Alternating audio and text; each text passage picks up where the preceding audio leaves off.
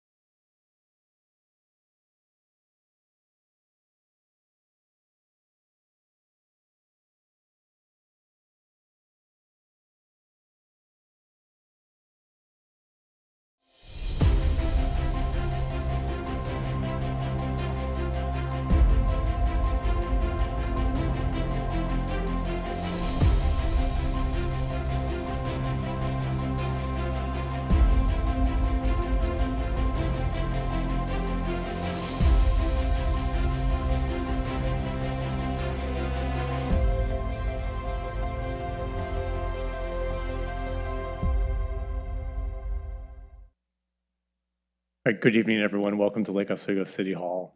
We're going to start this evening with the swearing-in ceremony. I'm going to invite our municipal judge, Sierra Brown, and my colleagues, Councilor Verdick and Councilor Boop, to come up to the front.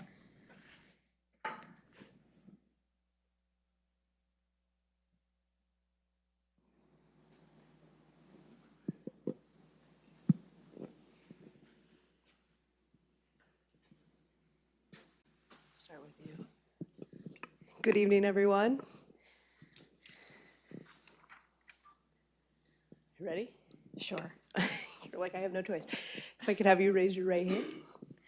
I, Rachel Verdict, I, Rachel Verdick, do solemnly swear do solemnly swear that I will support the constitutions that I will support the constitutions and laws of the United States of America and laws of the United States of America and the state of Oregon and the state of Oregon and the charter and the charter and ordinances and ordinances of the city of Lake Oswego. of the city of Lake Oswego. I also solemnly swear I also solemnly swear I will faithfully and honorably conduct myself to the best of my ability conduct myself to the best of my ability in the office of city councilor in the office of city councilor of the city of Lake Oswego. of the city of Lake Oswego. Thank you. Thank you.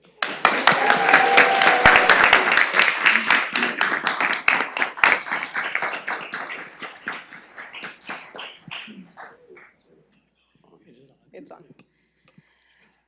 All right. Raise your right hand for me. I, Masin Maboop, I, Masen Boop, do solemnly swear do solemnly swear that I will support the constitutions that I will support the Constitution and the laws of the United States of America and the laws of the United States of America and the state of Oregon and the state of Oregon and the charter and ordinances and the charter and ordinances of the city of Lake Oswego. of the city of Lake Oswego. I also solemnly swear I also solemnly swear I will faithfully I will faithfully and honorably and honorably conduct myself to the best of my ability conduct myself to the best of my ability in the office of city councilor in the city office of city councilor of the city of Lake Oswego. of the city of Lake Oswego.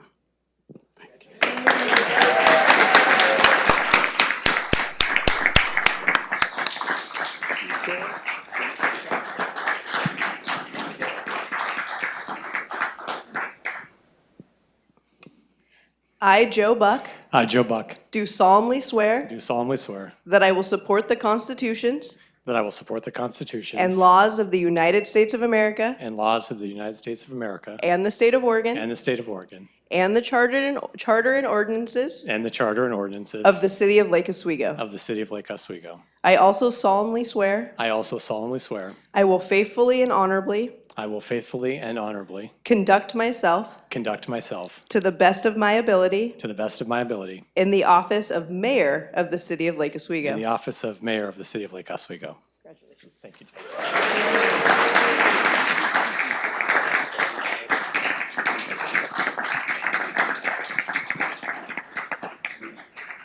Thank you, Judge Brown. On behalf of my colleagues, I want to thank all of you, our family members, friends, the city team, members of the city team, and community supporters for being here tonight.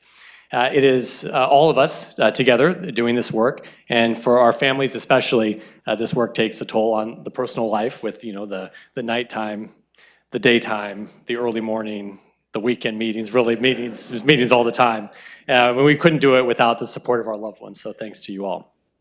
So 4 years ago, this same group, now sworn in for a second term, we all came together and we really set to create a new day for Lake Oswego to ensure that we were growing into a community open to all voices, to the voices of our youth, to the voices of new residents, longtime folks, folks of different backgrounds, renters, homeowners, frankly, people who had been rather excluded and marginalized over the years. And it's been one of the most impactful decisions we could make because it's charted a course that's been very responsive to the needs of our entire community. And we've been able to welcome so many new voices to the table, new perspectives to value, and we're really embracing differences in opinion, bringing new ideas together to form actionable solutions that take different advantages into account. So through this policy change in how we recruit and bring folks to the table, and just through the really productive way that this City Council has worked together under the sage guidance of our City Manager, Ms. Bennett, who's hiding behind my colleagues there, and her department heads, and all the really good work of the city employees, we've all accomplished quite a bit. And I have to remind myself that as a City Council, even if we do nothing, the city team, they're working hard every single day, providing the services that run our lives, from the water system to parks programs and facilities to public safety, the library, the roadways, every storm drain. The team, they're experts in what they do, and they play a big role in the vibrant community that we all get to enjoy. And so for their talents and energies, we want to express a big thank you. But the City Council, we do have ideas, quite a few of them, actually, and so we have to get to add those on top of the things the city is already doing, just to keep the lights on. Although we've been getting feedback on our goal setting, and I learned that a lot of people would prefer if we kept the lights off. So we'll keep that in mind. So this is another day. We live in a community of many diverse, sometimes starkly opposite opinions. Close the pickleball, open the pickleball, move the library, don't touch the library, don't cut down the trees, but let me cut down my tree. It's great. It's what keeps it spicy. And those ideas, those differences in opinions, they're not going to go away, but it's our relationships, how we communicate and come together that really matter the most. It's going to be how we bridge these divides that we hear and how we continue to build strong public trust in the work that we're doing, continuing to grow Lake Oswego into a phenomenal community to live, have a business, operate a nonprofit, visit, recreate. And to my colleagues, looking forward to our continued good work together.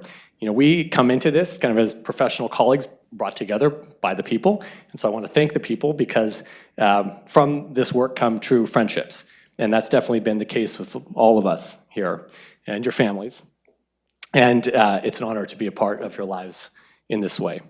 And so, and to the community, on behalf of my colleagues and friends, we look forward to serving you with integrity, working hard to advocate your voices and ideas as we move into the term ahead. Thank you all very much.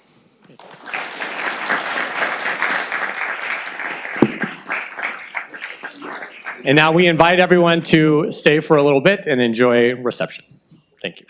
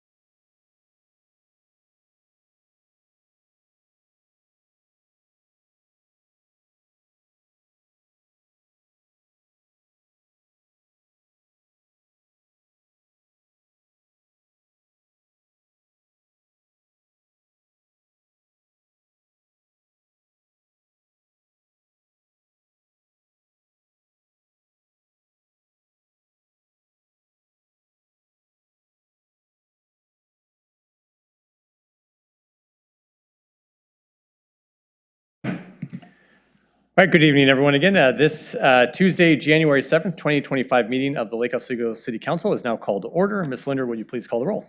Mayor Buck, Here.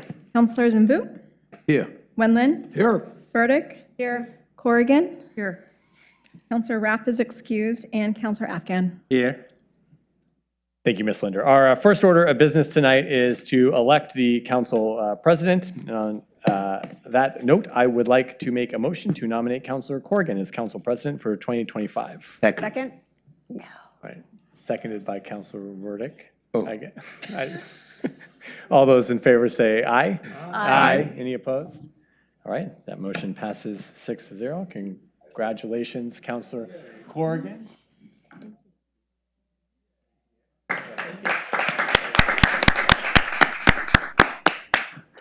Now, everyone, will you please stand, remove your hats, and join us in the pledge? I pledge allegiance to the flag of the United States of America and to the republic for which it stands, one nation, under God, indivisible, with liberty and justice for all.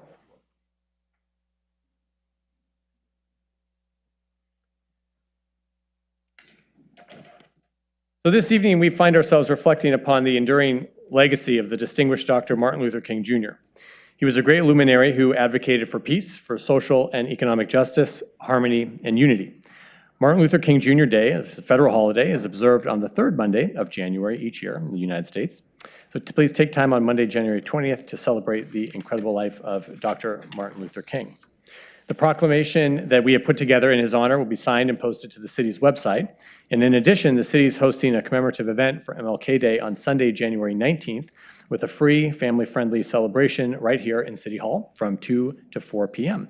So we invite you all to please join us for refreshments and musical performances, poetry, artwork, and more. Information and details on that January 19th event are available on the city's website, and I hope everyone can join us in attending that celebration. Now, next on our agenda, it's an annual kind of favorite of ours here at the City Council is the awarding of our annual photo contest winners. This is the 2024 photo contest. And I thank Ms. Hirschberger, who coordinates this entire thing. And I know many of you who participated in the contest are here. And so I would like to invite the winners to please join me up here in the horseshoe. I'm going to get up and come to the other side. And Councilor Corrigan.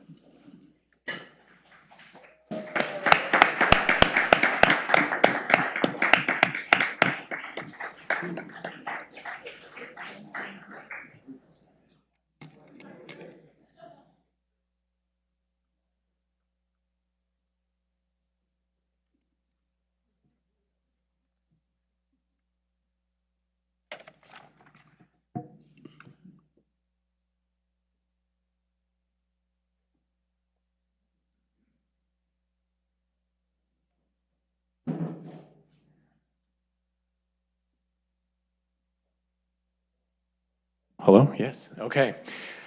Thank you all for being here. I'm glad you made the time. Thank you for participating in the contest and then for coming tonight to receive your awards. So we have, Bonnie, how many categories are there?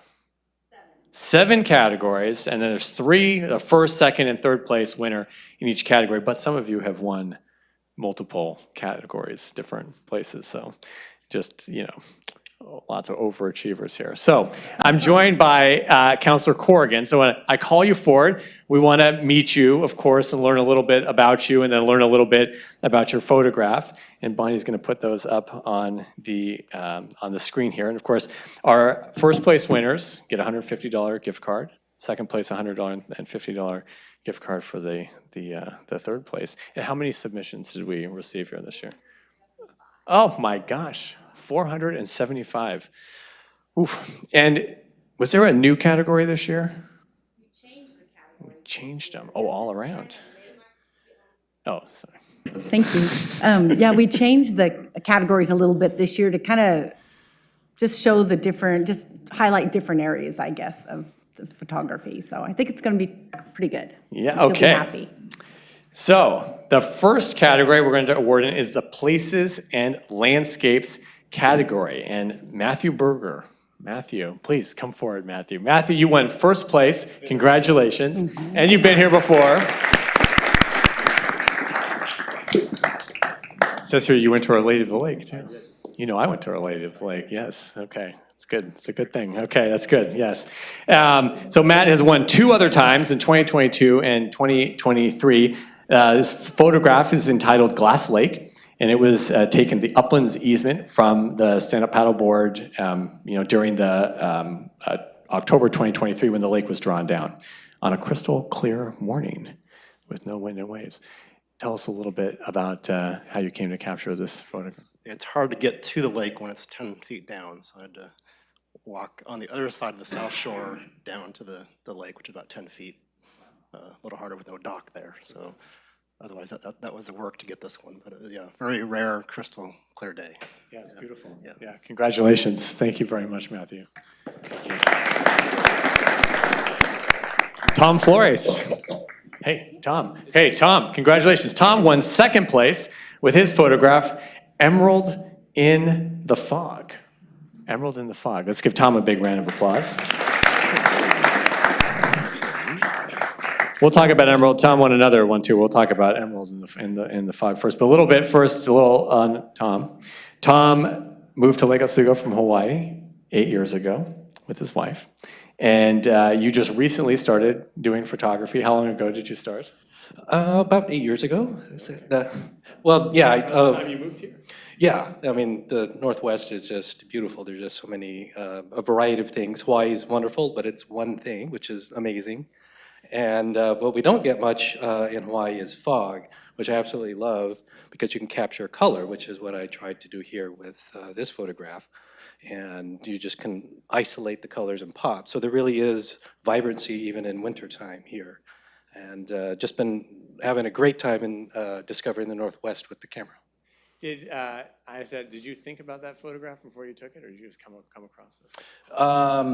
Well, this is at George Rogers Park, and I was just kind of perusing the area. It was an early morning, and it just leapt out at me. There was a lot of, obviously, moss everywhere, but this particular rock had the reflection and then the nice kind of atmospheric background, and I just thought that was a great composition. It's fantastic. Okay, now Tom also won 3rd place in the wildlife category for his photograph, Pigeon Decision. So we're sticking with the fog theme here. So this is at Foothills Park, and I had just gotten there another early morning and just zero visibility, and just as I was pulling out the camera, I saw this pigeon just land on the railing and just start hopping, so I just fired away. And I coached him into the shot. I said, okay, a little bit more than just perfect. And it wasn't actually until I got home that I was processing the pics that I saw that. I said, oh my goodness, that's just so perfect, right? I love the motion. He's actually, He's doing his job there, yeah. I had an alternative title for this photograph. Okay. We could call it Jailbird. Oh, nice. Okay, well, I'll come to you with the copy. Congratulations. All right, thank you. Thank you, Tom. Sharon. Oh, please. So Sharon here won 3rd place in the Places and Landscape category with her photograph, Pale Blue Morning, which is beautiful. And your daughter is here with us as well. Okay, but stay right there. You're coming up later, Sky. So you've lived here in Lake Oswego for 12 years. And this is not your first time winning. You've won 3 other years, so it's great to have you back. And you really enjoy taking pictures of landscapes, birds, and capturing candid moments. So please tell us a little bit about this photograph. So this was last fall, and Also foggy. keeping with the fog and water theme. And it was just a terribly foggy morning for many days in a row, and so I decided to wake up early and rush down to the water to just see what pictures I could get. And I just really liked this peaceful scene. You couldn't really see very far, and I kind of loved that. It was kind of mystic and mysterious looking. Well, congratulations. Thank you very much. Big round of applause for Sharon. Okay, now we're going to move to the people and community category. And the 1st place winner with Early Morning Row is Martin Stabler. Martin, congratulations. You have one other photograph, but we'll talk a little bit about Martin first. Martin, so you've lived here a little over 5 years as you're retired from healthcare field. It's Great. And you row every day with the rowing club. How long have you been a rower? About 4 years, and I row with the Lake Oswego Community Rowing Group, and this is a group of 8 rowers with a coxswain.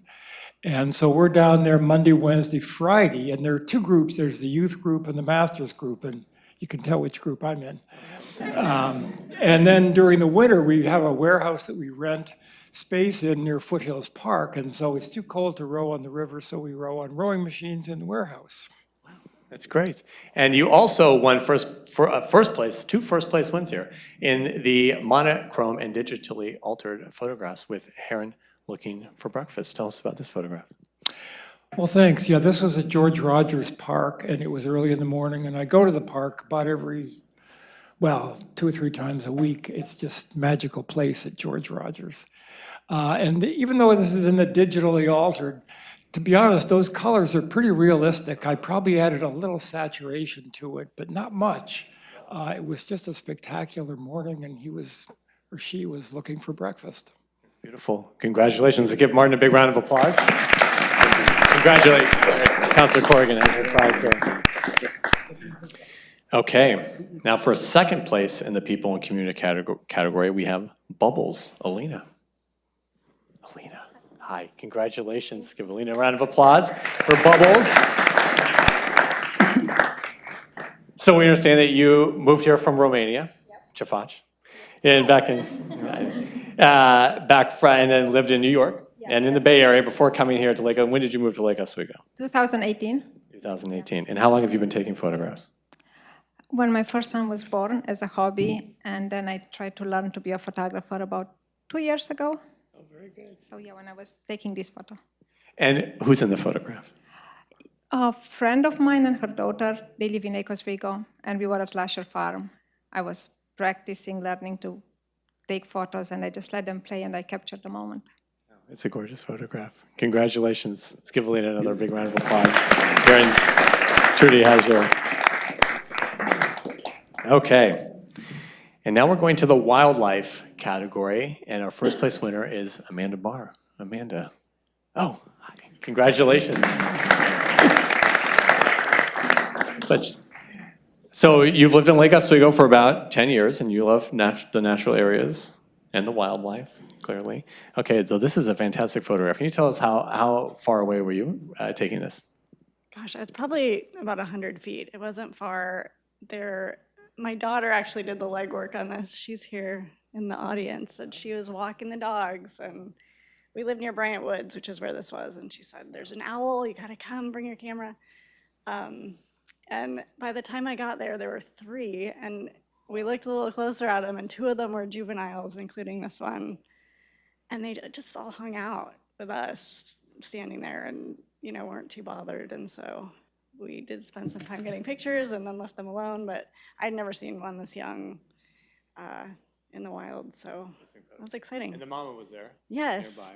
Yeah, did not mind. Or the dad. Apparently they're hard to tell if they're not side by side, and the dad does take care of the babies, so it was fun, yeah. Well, congratulations. Thank you. Let's give Amanda a big round of applause. That's awesome. Okay. Now, John, unfortunately, John is not able to be here, but we will recognize John for this photograph. 2 eagles, I mean, it's amazing. They look like, mirror images of each other, both with the mouths open like that. So this is second place in wildlife, 2 eagles by John Hoke. Okay, and now we're moving on to first place in the flora, fungi, bees and butterflies category. Jen, such a fun guy, Jen. Hi, Howard, congratulations. A big round of applause. So Jen, you've won a few times before. You love to, well, you have a different photograph here, which also took place. We'll look at that in a second. You love the warmth of the loving environment of our community, which is so nice. Thank you very much for saying that. And you've been able to take sideline photos of your kids also at sporting events. So tell us about your kids. Well, I have 2. One's a junior and a 20-year-old. Oh, and there's my junior. And which school does he go to? LO, yeah. Mm-hmm. And then a 20-year-old. Yes, who also attended LO. Yeah. So tell us a little bit about the mushroom photo. That was just in the covering. I cover my raised garden with leaves in the fall and. Leave the leaves. Yep, and they pop up. And my daughter actually has a photo that's almost exactly like this that she took, and until I submitted it, we didn't know each other took the same photo. Oh, really? Yeah. And then the other photograph, this was at lacrosse? Yes, so Tripton is my son, he's the goalie. He's been the goalie for quite a few years in lacrosse, so this coming season he'll only have 2 left, and all new coaching this year, so it'll be interesting, and he's now recovering from a broken leg. So he had to skip wrestling this year, and now he gets to go back during lacrosse season, so hopefully everything will go well without any more broken bones. Well, congratulations, they're both wonderful photographs. Thanks, Jen. Okay, and now second place in the flora, fungi, bees and butterflies category. Corinna. Oh, she's also unable to be here tonight, but this is a beautiful photograph, flowers at Lusher. All right, good job to Corinna. She's a past winner as well. Okay, and now we got the third place, mushroom log, Kayla. Kayla, hi. Congratulations. Give Kayla a big round of applause. Mushroom log. So you moved here recently from Medford. Yes. It's great to have you up here. How do you like living in Lake Oswego? I love it. That's what we like to hear. You know more. Where did you take this photograph? This is on Iron Mountain Trail, My favorite part. and I just got lucky one day. You carry the camera around? Yep, just used my iPhone, Oh, you just use your iPhone. It's a very good picture. Was this on the upper trail or the lower trail? the lower. That's a good trail. Yeah. And do you do the full loop? Yes. Yeah. Pretty regularly. Okay, everyone, let's give Kayla a big round of applause. Welcome to Lake Oswego. Congratulations.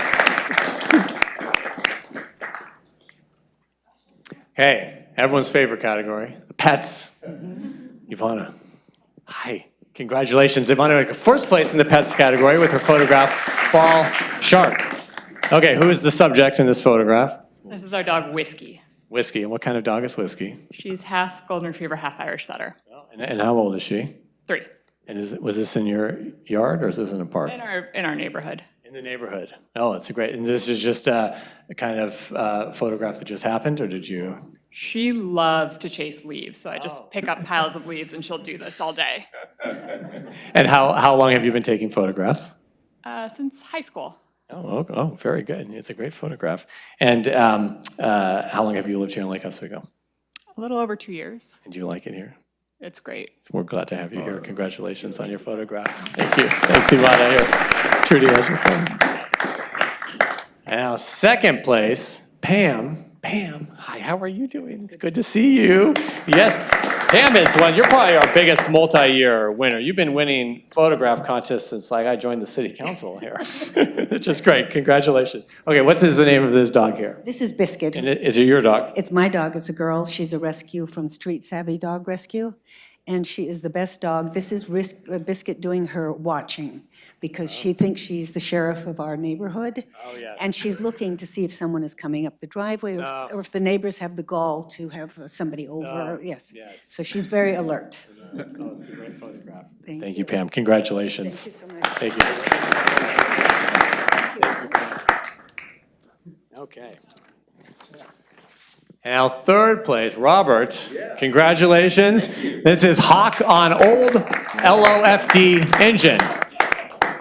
Okay, so Hawk is the dog. Hawk is the dog, yeah. So Hawk is our dog, and Hawk is 8 years old. He moved to Lake Oswego when he was pretty much born. We moved from California, and we brought him up with us. So he's been here all his life. At what event did you take this photograph? So this was actually taken in the Safeway parking lot across the street. This was the day before the Classic Car and Boat Show, where the fire department brings their old fire engine out for display. And my wife, Susie, who's not here tonight, she goes, let me just put him up on there. And there's a funny story. I've been entering this contest for years and never have won. And she said, just put him up here and take a picture. And so I snap a picture with my iPhone, and I look at it, I'm like, okay, I'm going to enter this. And then all of a sudden, it's in the running. So that's great. There was nothing intentional about this. Hawk is our little snaggletooth dog. He walks by here every day. We wanted him to come tonight, but we were told. Well, yeah. Or occasionally. I'm just kidding. But no, I love taking photographs. Our kids are at LO High School and college and always taking pictures of them. So it's great. Yeah, it's great. Yeah, thank you. Congratulations. Yeah, thank you. Thank you, Robert. Thank you. Good job. Oh, man. Okay, now this is second place now in the monochrome and digitally altered photographs of morning birds. Jeff, congratulations. Good job. So Jeff, lifetime resident. That's right. Born and raised, huh? That's right. Oh, very good. Okay. And how long have you been taking photographs? I think since high school. It was since 2008, I think I started, and I've been really getting back into it in the last 5 years or so. Did you go to high school here? Which high school did you It go was to? actually Riverdale. Riverdale, Yeah, okay, close by. Close. Yeah, not too far. And tell us about this photograph. So actually, this is down by what I like to call Oswego's Beach, down by George Rogers. Actually, I met Martin there a few years back on an early morning, and it's just such a beautiful place. There's the morning fog, there's wildlife that comes through there, heron, and all kinds of beautiful birds.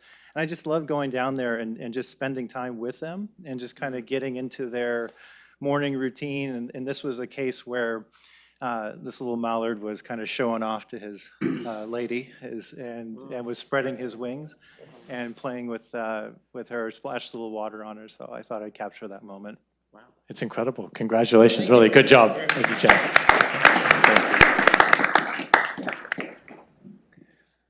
Okay, now for third place in this category, Katerina. Oh, hey, congratulations. This is Espacio Flamenco.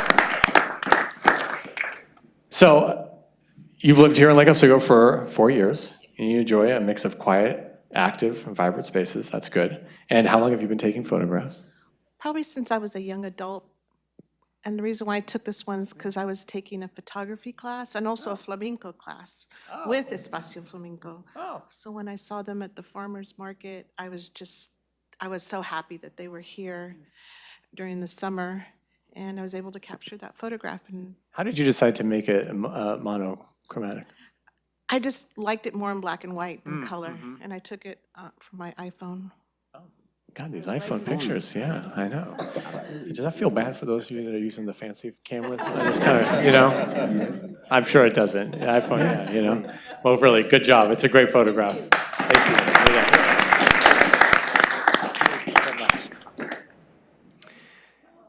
you. Okay, now the youth category. Caroline. Hi. Congratulations. So Caroline won first place in the youth category. This is Betty. Betty is your pet. Yeah, bearded dragon. Bearded dragon. And you took this photograph while Betty was in the middle of eating something. Mealworms. Mealworms. How often and how many mealworms do you have to feed Betty on a daily basis? Not on a daily basis. I'd say like once or twice a week.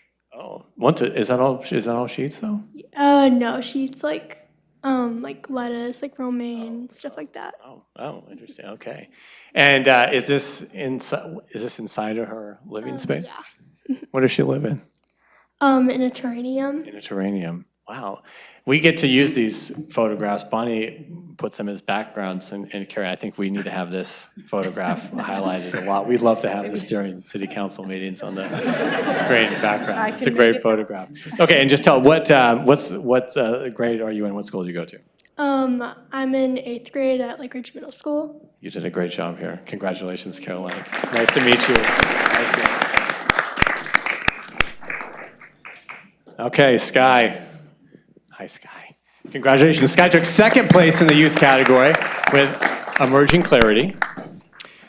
Sky, tell us about yourself. We'll start with the last question I just asked. What grade are you in and what school do you go to? I am a sophomore at Lake Oswego High School. Sophomore at Lake Oswego High School. And how long have you been taking photographs? I don't even know. As long as I Take this with your iPhone. No, I have an Android. You took this with a fancy camera? Thank you. Yes. So this was one day. I'm a rower too. I used to row with Lake Oswego Community Rowing, but I have since switched teams. But yeah, this photo. It was a really, really foggy day. It was early March, I want to say, and it was just so beautiful because like you couldn't see a thing at first. The fog was so thick, but when it started to clear, it was just so beautiful. Like this is barely edited. I think I might have just adjusted like a tiny bit, but it was gorgeous. It's a gorgeous photograph. Congratulations. Good job. Thank you, Sky. Good job. Okay, now third place, Aiden. Hi, congratulations, Aiden. Aiden, third place was Furnace. We've seen a lot of furnace photographs. It's a really popular thing, but this is a really good one. You did a good job on it. How did you decide to take this photograph? Well, I was on a bike ride and I had brought my camera stuff with me looking by George Rogers Park, of course, and I came across the furnace and it looked really cool with the fog or the clouds, and I found a cool angle and I took the photo and I think it came out really great. I think it's the angle that makes it. It's very good. Now, what grade are you in? What school do you go to? I'm in 9th grade at Lake Oswego High School. Very good. And how long have you been taking photographs? Been taking photos for about 2 years now. Okay, very good. And then also I am a rower at Lake Oswego Community Rower. Yeah. Yeah, lots of rowing. Lots of themes here. We got the rowing, we got the fog, we got the birds. Yeah, it's very good. Well, congratulations. You did a great job, Aiden. But there's no pickleball. Okay. Yes. Okay, and a thank you. Okay, you guys, let's give all these winners a big round of applause. Very good job. And there was hundreds of photographs. Hundreds they had to weed through it. You all did a great job. We will display these photographs, well, one at the coffee, at Morse Coffee. Are they all gonna be the ones that are out here? We're gonna put them all over everywhere? For a while, and then For we a whole also month display of them March. year-round on the computer monitors here in City Hall, and we use them as backgrounds and different things. So thank you for giving us such great content to look at year-round. We really appreciate all of you. So thank you very much. Thank you. Good job, everyone. I'll meet you outside. I'll meet you outside. Thank you so much.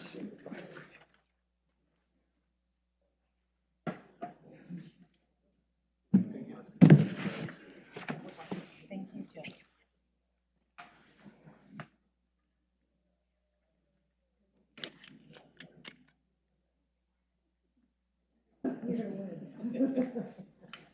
That's good.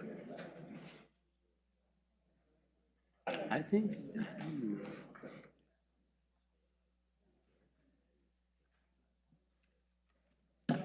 We're just going to take a few-minute recess.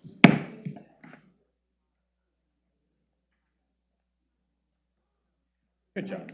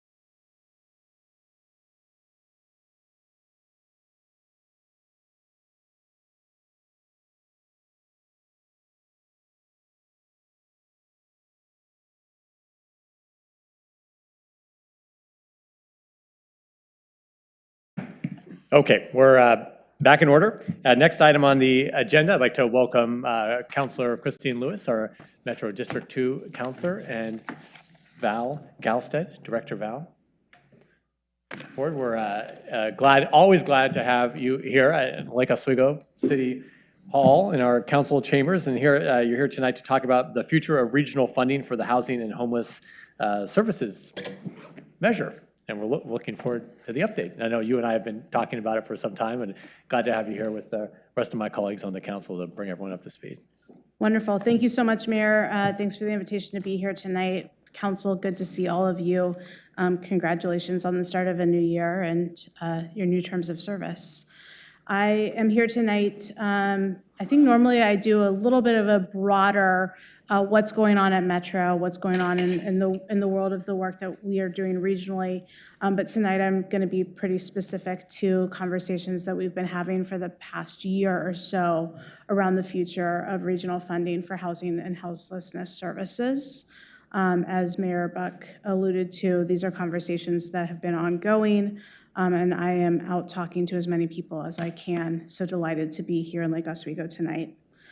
For the record, I'm Christine Lewis. I represent this community. I've just entered my 7th year on Metro Council, representing every part of District 2 from deep Southwest Portland through Lake Oswego and West Linn. My district goes all the way east to Happy Valley and all the way south to Oregon City. So a lot of different communities.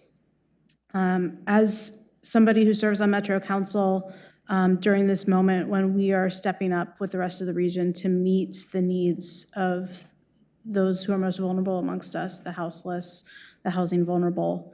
I'm proud of the work that Metro has done with community partners, nonprofits, with community leaders to address the challenges and opportunities in this space.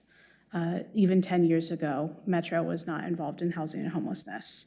So tonight, do I do the arrow? Oh, there we go. Yeah, why don't, yeah. I'll drive. There we go, yeah. So just a little overview. I'm gonna tell you about how we've gotten here, the investments we've made, the programs that we have, and then the listening that we've been doing recently about revisions or reset. And then talk about very specific draft proposal that Council's working on, as well as next steps. And I'm up here tonight with Val Galstead, who's our Director of Strategic Operations in the Chief Operating Office at Metro. So as you know, we have affordable housing bond dollars that have gone out to the communities across the region. Lake Oswego has been an incredible partner, and y'all are definitely punching above your weight for projects funded by the Affordable Housing Bond here in Lake Oswego. But housing, plain and simple, is expensive. We all feel and we all experience the high costs of housing. And we've taken major steps locally to try and address the affordability crisis with the Affordable Housing Bond. These bond dollars go directly into development of deeply affordable housing. That is housing that is developed so that people who make 0 to 30% or 30 to 60% of the median family income can afford to pay their monthly rent. These are folks who may be entering housing for the first time since being homeless. These are folks who may be supporting a family on a single wage, minimum wage. And you can see in the bar chart on the screen that we are meeting the goals from the 2018 measure and exceeding them. So all of the bond dollars are attached to projects. Some of them are complete. People have moved in. People are living there. Some of these projects are still under construction, and very few are still in the pre-construction phase because we do expect almost all of these to be wrapped up here in the next year, year and a half. In addition to our commitment to fund deeply affordable homes, so those are the ones that have units developed to serve people with 0 income or 0 to 30% income. We also have a specific commitment to the family-sized units that is being exceeded as well. Next slide. This is a little bit of the bond spend out chart in terms of units complete versus when the disbursements happen. So the bond dollars were approved in 18. We got the program going in 19, and you can see we met this challenge with urgency. Dollars started going out the door in 2020, a lot of spend over the past few years, and we are winding down the program in this next fiscal year. That being said, we will be paying off the bonds for a 20-year program. So we cannot just simply renew the 2018 measure because we will be paying that off until about 2038, 20-year bond repayment program. In terms of the work that we do to address homelessness, we know that affordable housing that is available is important.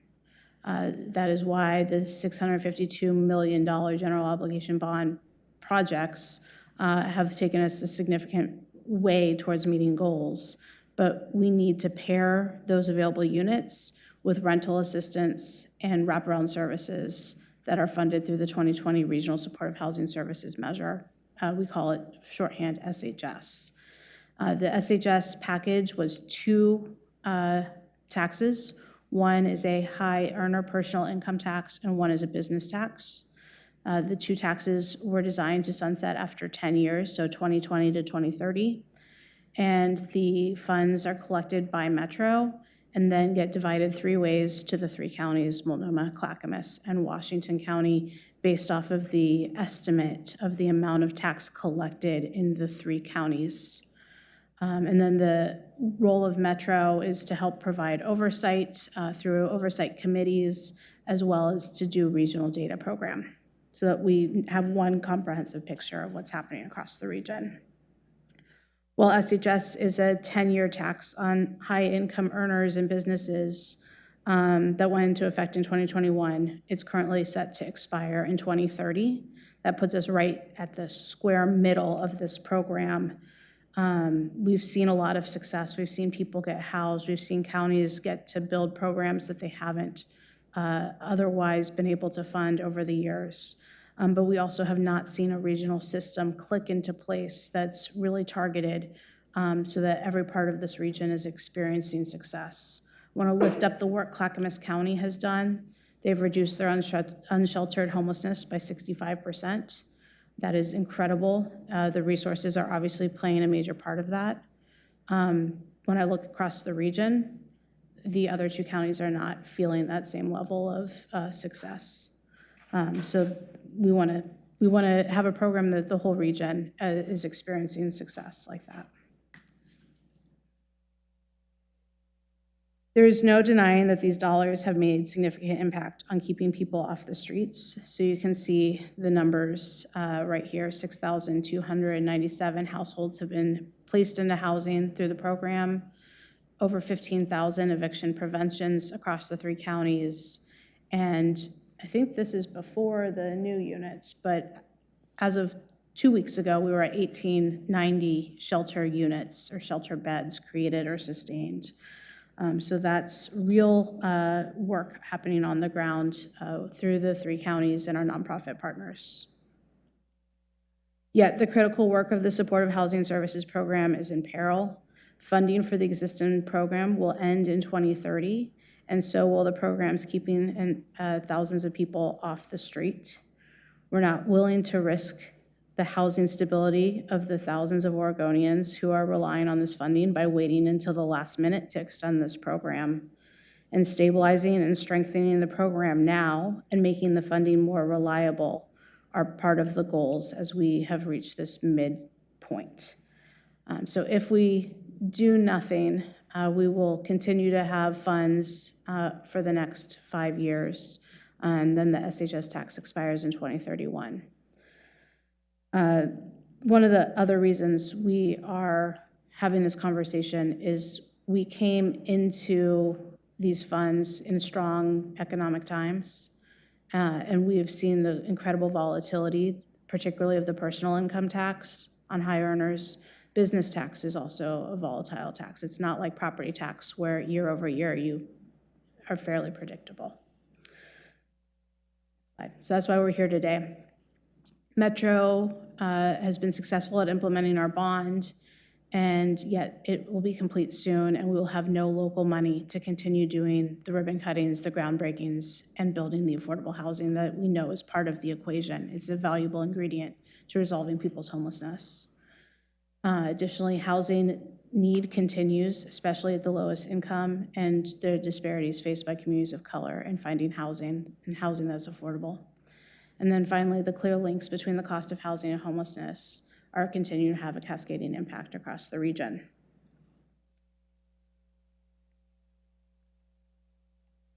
Last January, so a year ago, Metro Council directed our staff to explore opportunities to continue the work we've done to provide both housing and services and to engage stakeholders in a conversation on solutions and challenges. Metro staff began a process with stakeholders, and the meetings were long, in-depth.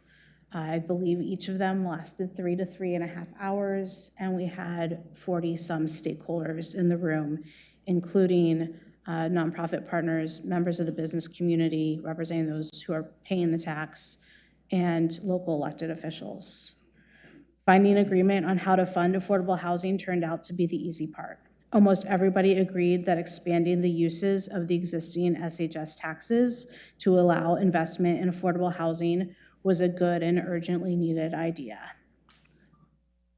That's one thing. And the details and the next steps on the other parts of the program are where there are divergent opinions. That's a harder conversation about the region's accountability, governance, and public trust, which is why I'm particularly interested to hear what other elected officials think as our next steps. So we had a COO recommendation come out in July that helped us bring together the voices of both of the cohesion and of the diversion at the stakeholder advisory table. We are in the position of looking to that stakeholder recommendation as we have moved this forward through the Metro Council direction. If we can move to the next slide. In October, we passed a resolution giving some direction based off of that stakeholder table. The direction was to continue the regional affordable housing and homelessness funding for the long term, to think beyond 2030. We asked staff to help us evolve a regional program to better meet regional needs and opportunities and to learn from our shared successes. We weren't necessarily only operating off of the consensus or the consensus product from the stakeholder table. We know that there will always be diverse perspectives. But generally speaking, reflecting on what we've heard, we know that we need to think about the future of this program. We can't go from this program to nothing. Many people will become homeless if that happens. That brings us to today, when we started to shape a draft proposal. Some service providers and business leaders have helped shape this package, and they've actually proposed the extension as well as a package of reforms. If this package were to be approved by voters, hundreds of millions a year would go to counties for core SHS services for an additional 20 years. That's $5 billion in new dedicated service dollars and the potential to create affordable housing for thousands of individuals across the region. Yet, as I said, if we do nothing, the program will end in 5 years. So the key aspects that we're looking at for this proposal are the SHS programming extension and the tax extension through 2050. Add affordable housing as well as permanent supportive housing as allowable uses for SHS tax dollars. Include cities as implementation partners.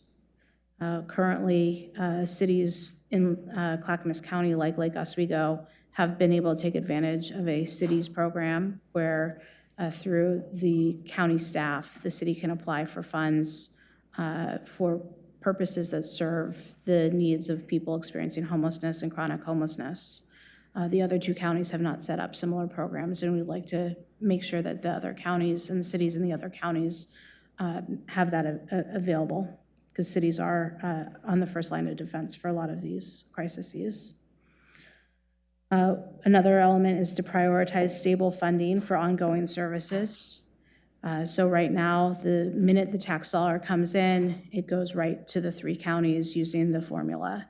Our proposal would actually establish a base level of funding that's predictable, so no matter the volatility at the top end of the tax, the base level would always go to the counties with some availability for the, in good years, for those dollars when it's raining, We can help it right down to the counties, the cities, and to affordable housing. And in the more lean years, we would actually buttress the reserve at the metro level instead of asking the counties to keep the reserve. So stable funding is really important for these services. Additionally, we have spent a lot of time talking about stronger, more efficient oversight. The text of the ballot measure that passed in 2020 actually laid out very specifically 2 committees for oversight. One, the SHS Oversight Committee that meets monthly on Monday mornings, and that is a group of 15 voting members, 5 from each county, individuals who are engaged and interested in the stewardship of these tax dollars. And that means some of them are business people, some of them work in affordable housing and social services, some of them are interested parties. There are 4 of us who are elected representatives. We don't have a vote. We listen, we engage, but currently it is a citizen committee. The other committee that is currently helping with the oversight of this measure is called the Tri-County Planning Body. They meet monthly on Wednesday evenings. And they are a group that is focused on building out the future of the system, building towards a regional system. We know that homelessness has no borders. And so there are some things that should be standardized across the region, not only data, but some of the expectations for landlords who might own properties across multiple jurisdictions. Their standards, the phone number that they call for assistance, those sort of things should be standardized or centralized. So the Tri-County Planning Body also has an oversight role for the regionalization efforts. Our proposal is to increase the accountability and the ability to track outcomes by consolidating 2 committees into one, and to bring some balance both with nonprofit providers, business people, interested parties and residents of the region, but also include a full panel of elected officials, metro, county, and city. An additional proposal element is that a regional action plan will contain key performance metrics. Right now, the plan that we're all holding ourselves to is dependent on which county you live in. Each of the 3 counties has written their local implementation plan, and they are varied in length. Some of them are easy to digest. Clackamas is only dozens of pages. Multnomah County's is like 119 pages. So we don't know what the true North Star for the whole region is. And we would like to move to the point at which we have key performance metrics that all 3 counties are moving towards and tracking. And then finally, the objective to advance regional standards in a new structure so that we do have some consistency across the 3 counties. Finally, consider the impact of taxes and provide some tax relief by indexing the high earner income threshold to avoid taxing middle income families, and to also in the future reduce the personal income tax rate. So those are the elements that are on the table for discussion in the core of what I would call our draft proposal, developed both through conversations at council and, as I said, some members of the business community and nonprofit group that have come together with an agreement. I've heard lots of feedback about this proposal. I hear a lot of concerns around predictability, making sure that we have consistent, predictable funding for services, something that everybody can agree on. Who's responsible for that and how that happens, that's where we differ.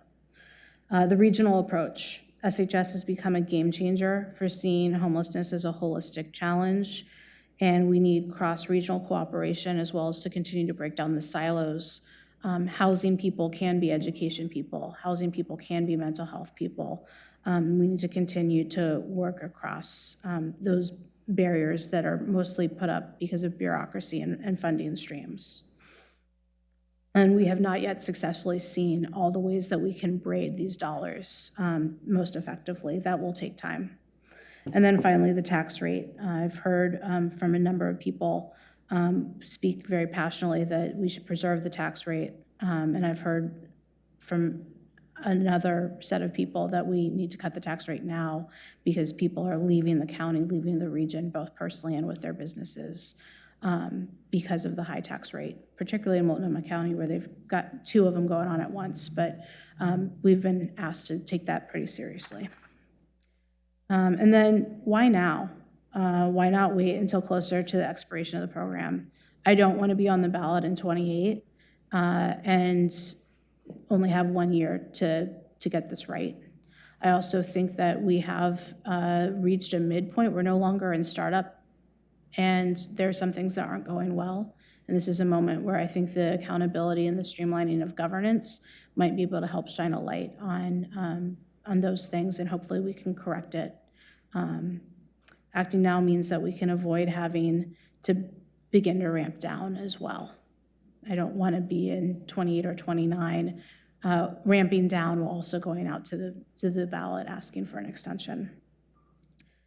So it's quite possible that Metro Council would consider referring this measure as soon as the spring. This month, Council's having a lot of discussions. Councilor Gonzalez and Councilor Rosenthal are out in Washington County doing this exact same thing tonight. I've been to Milwaukee. I have a couple more visits. So trying to listen. I've talked a lot, but I want to take questions, hear your opinions. Obviously, the mayor and I've had a couple of conversations, but all of you are stakeholders. I take Lake Oswego's opinions very seriously. So thank you. Thank you, Councilor Lewis. Yeah, colleagues, if you have any questions, please let me know. I've had lots of opportunity to opine on this. But maybe just to give a little, to start us off, there's so much, really appreciate Metro's engagement on this topic, and there is so much that all the stakeholders around the table, agree on in these rooms. I mean, for instance, everyone sees the need to continue the success of these programs. People may disagree on the timeline, an additional 20 years on top of the 10, that's a long time, but everyone agrees that this funding is playing a critical role, and all the housing developments that, are now throughout the region, and we're seeing this here in Lake Oswego as well. I mean, they require this ongoing funding for the success of those residents, and so for that funding to go away is just not, feasible. And I mean, so many of these projects are just opening, and we're just kind of still learning the appropriate level of service that's really required to make them successful, it seems. And then what those roles are for the county and the cities working together to make sure these residents are, set up to live successful lives in these communities. So, lots of agreement on that front. No one's there saying we need to get rid of this, we need to let it expire, this is a waste of money. No one's saying that at all. I think you didn't talk. There was polling, that was done that, really, I don't think it was too favorable though for the kind of current public perception of this program. So while elected leaders, see the need of it, I think the public sees like we're spending a lot of money and we're not seeing a lot of, on the ground results, even though we do know that, things are happening, but it takes time. A lot of these are brand new programs that are being set up and, like you mentioned, kind of coming into their own. But, does the Metro Council not worry about the viability of putting this on the ballot at a time when the polling, I mean, is at a level where a government would never put this on the ballot? I would say that the interesting thing about the polling was the more somebody professed to know about the current implementation of the measure, the more critique or disapproval they had. And that is unique in public opinion polling. Normally, the more somebody knows about both the needs and what's happening on the ground, it opens up support, particularly around something that is so broadly supported. Everybody thinks we need to help get homeless folks a safe place to call home. But the places that I see vulnerability, you're right, the more you know about this, the less you like it, which is why I think now is the time, because we have the chance to correct, whereas in 28, we're gonna be further down this hole of some counties, yes, having success and others not. Additionally, we have the opportunity to take the coalition moment where we have the business community and many service providers who are asking for us to move this year. because not only will Metro Council be out advocating for this if we refer it, we'll expect a coalition to help put on a campaign. And we have some stakeholders who say we want to do it this year. Is there any, what would be like the operational impact to Metro if some of these changes are not implemented in the near term? The operational impact to Metro in the near term is close to none. We would pretty much keep doing what we're doing. We do have the affordable housing bond, which means that in 2 years, the 3 people in our staff who know anything about affordable housing development will move on to other roles and other jobs. Everything else will continue on for the next 5 years. Okay. So if people want to say that this is us trying to keep something, it's literally 3 people who are doing the affordable housing bond. And I would love for them to have more funds to help oversee in the future, but we're not doing a measure just for the affordable housing bond program. Okay. Councilor Afghan. Thank you. Councilor Lewis, thank you so much for coming here. From my perspective, even having a roof over one person's head, that's more than nothing. So when I saw the numbers projecting 9,000 to 15,000 people could not have roof over their heads, that's definitely warmed my heart. So thank you for that. I have a couple of questions for you. So I'm definitely supportive of the program, and I would want to see this program to be extended.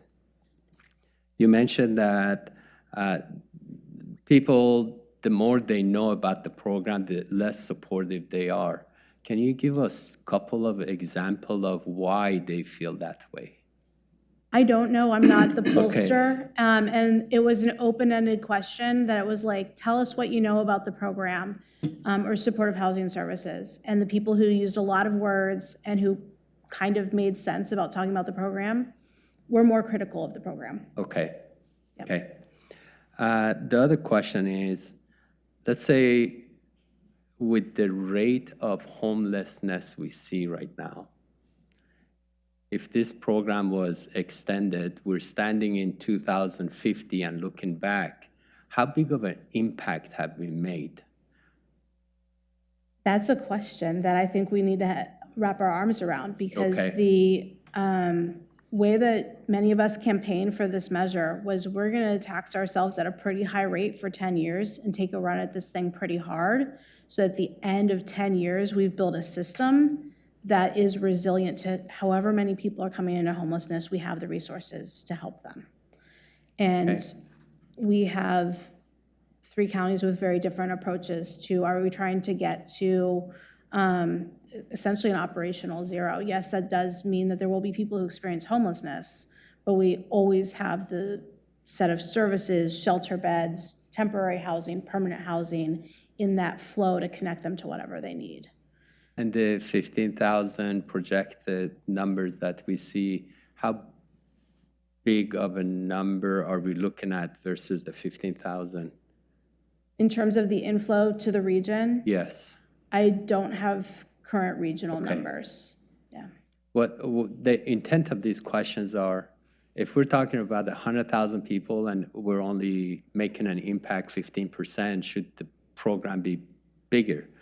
I am of the opinion that we need to take care of each other, and if we have to collect more taxes to put roof over people's head and keep them sheltered, it's a lot better than investing those money in penitentiary and other social services. So thank you very much. Yeah, thank you. Thank you. Councilor Afghan. Councilor Winland. So you don't have current figures. Do you have a ballpark of the number of, who's your target market? Our target market, so we have 2 populations that are our core service targets. 75% of the funds are to be spent on people who are experiencing chronic homelessness, which means they've been on the streets for more than 2 years, either 1 2-year period or episodically, and experience a disability. The other 25% of the funds can be spent on folks who are at risk of becoming chronically homeless. That may not mean that they have lived on the streets for 2 years, but they have the risk. So that opens us up. I think the current number in Multnomah County is 7,000. Have you seen numbers lately? We didn't do The recent PIT was close to that. Yeah, we didn't do a PIT this year, so we're 1 year lapsed. But regionally, we still have thousands of people to help.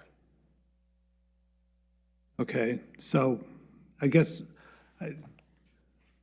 you wanted feedback? Yes, please. And I'm pretty straightforward. I think your presentation is pretty weak. It doesn't really have statistics. There's no measurable things on here. I understand you have a target of X number of homes, but I see some charts of some big number spending. If I look at it, we've already, if you extract numbers and play with numbers, it's hard to do that with the information that I have in front of me. I don't know necessarily how many people we're servicing. I don't know necessarily how many people, if you've built 5,000 units and you think you have 7,000 people that are houseless, I mean, we've reached a pretty good goal, and then you're asking for another 20 years, another $5 billion to take care of 2,000 people, if I do the math. Now, I know that people will become homeless over time. I think one of the frustrations of people that look at the whole subject, at the 60,000 foot level, is that they want to know that we are investing and having a result that comes out to solve the problem, instead of having a chronic repeat every year of that there's just more and more homeless, or that we're not taking care of them. And I'm not saying that you have necessarily the answers, but I do think that from a presentation standpoint, it would be helpful to have some metrics that you're saying, here's where we started at, this is where we're at, this is the goal if you want to go out on the ballot for a 20-year bond or a 20-year tax. This is what we're going to accomplish with it. There's just, and I've been in public service for a long time, there's just a lot of nice words and good feelings. There's not a lot of data. And I think as our constituents, especially in this community and in your district, have an understanding of numbers and many of them are business owners, many of them are highly educated. They want to have a better story maybe laid out, because I think the number two part is, I think Oregon, Multnomah County especially, and even the metro area, is getting some fatigue on taxes. And if you, I know some people may like the tax foundation, other people don't, but they have a great article that was done in June of the taxes in our region. And we're like the highest taxed entity in the country by a long shot in many places. And so we are having businesses leave. We are having a lot of corporate decisions being made of not investing in Oregon because of the tax structure. And so people are becoming more and more aware of this. One of the primary reasons I think that Multnomah County is having a, exodus, you might say. I mean, people are paying 16% marginal rate for taxes at a local level. And you put on that, top of that, small businesses who are paying corporate activity taxes and everything else to fund schools and the whole thing. It's a huge number. and people are starting to say it's not worth it to invest in our area. And that's my biggest concern. We need to keep the people here. We need the people to pull the cart and ensure that we have a source of revenue. So, and my third point is that I think one of the disadvantages that regional taxing has done is they've hit higher income earners exclusively. They've designed taxes to just go after people that are making so much money. In this community, it's lower than average income. And what's happening is people are hit at these high marginal rates, and they're feeling, I mean, I can probably name 24 people that are in the process of leaving the state. And these are giant, enormous taxpayers for Oregon. There's more and more people that are doing that. And my fear is that we're not going to have the income stream. Why not have the SHS tax on everybody to have it if we want to have it, so that everybody's going to pay for it, so that you can finally figure out if people are supportive of it or not. I just think that there's going to be a real challenge for this state and this community. I was just talking to Senator Wagner about this exact topic. I think it's something that we need to be aware of, and I'm not sure springtime is a great time to ask the voters. I understand you've got great logic. I think you need to figure out your funding partners for the long term. But a lot can happen between now and 5 years. And I think there's the possibility that it could fail. And then that's going to be the headline of moving forward. And I agree with what our mayor said and many of what the comments that you've made. We need to help the homeless situation, absolutely. And we've got to figure out how to do it. I do believe that, because I was one that supported it 10 years ago, whatever, for the 10-year tax of, let's pay big and get it done. To go on to another 20 years, that's a pretty big ask. And I think you're going to go down in flames. I'm afraid you saw what happened to the tax that they tried to float. Remember what it was. It was another tax in Multnomah County or Portland. Transportation. Yes, it was something, and it went down. I think it was down by, lost it 60%, 66%. 2020. Yeah. So, and that was just this last year. I guess the caution is I would put more deliberative thinking in a more holistic plan. The other part that's missing here is that, are we only seeing metro dollars going into houselessness, or are counties spending money, are cities spending money? What's the holistic approach of who's spending money on houselessness? Who are some of our nonprofit partners that are earning, I was chair of a nonprofit that was helping kids learn how to read, and it was all funded privately to help the mostly Multnomah County kids get over the benchmark by 3rd grade. It's critical to their success. There's a lot of money that's being spent, and a lot of money is competing. A lot of organizations are competing for that money. And I guess my point is that I think on the houselessness issue, it would be nice to have again in your presentation, this is what the region is spending on houselessness. This is the total number of people that is in our target market. And every year we have this many people come on, and this is how many people we help. And try to get some sort of a hope that people say, if I invest, we're going to have a solution, or at least get closer to a solution. Houselessness has been happening since the beginning of time.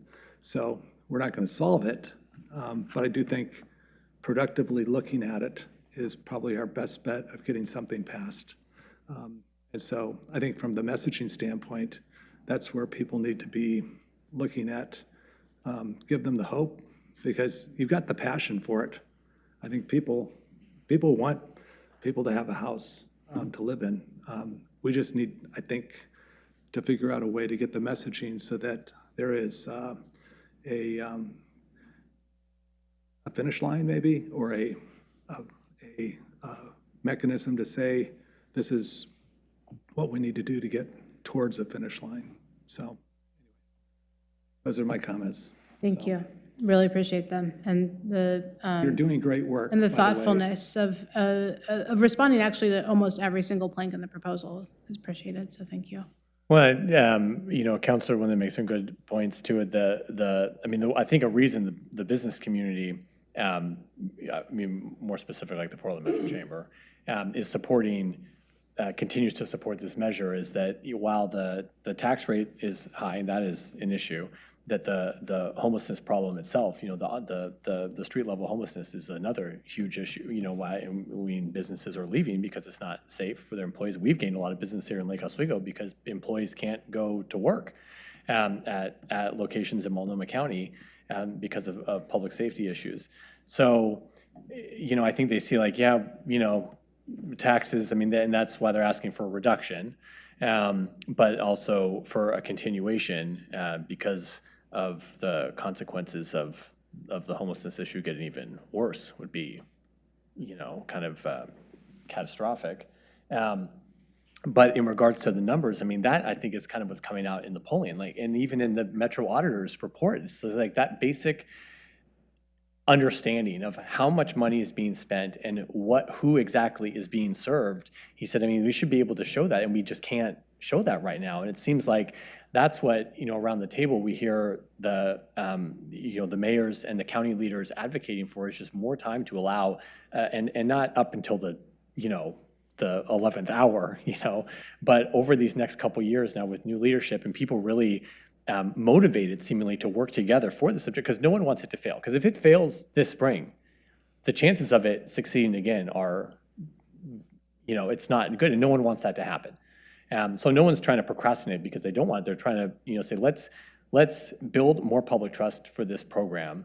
Let's better understand the information so that we see what exactly does. To tell the voters we needed 10 years, and then to come back 3 years into it and say, whoops, well, we need another 20.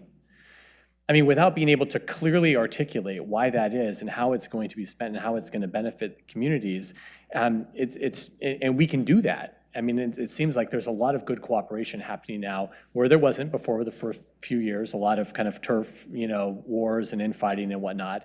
But now we have the counties and the mayors and their cities, at the table saying, hey, we want to work together. We see now, a few years into this, how these relationships, need, how this collaboration needs to take place. And they all seem really willing to do it, but they've been pretty unanimous. And so I understand that I'm not surprised that service providers want it renewed right away. They're the recipients of the funds. But to hear unanimously from the region's mayors and county leaders that this should wait, I feel like should weigh extremely heavily on Metro as the people, as the governmental entities on the ground actually doing the implementation. As we see how it's playing out in all of our communities now. And I would really hope as you go back, with the council, that is, kind of sticks. And I'm hearing you, and I think you're onto a lot in terms of what's necessary in order to be successful at the ballot. And it's a coalition that is not only willing to fund a campaign, but also the people who are most in the weeds of it saying, yeah.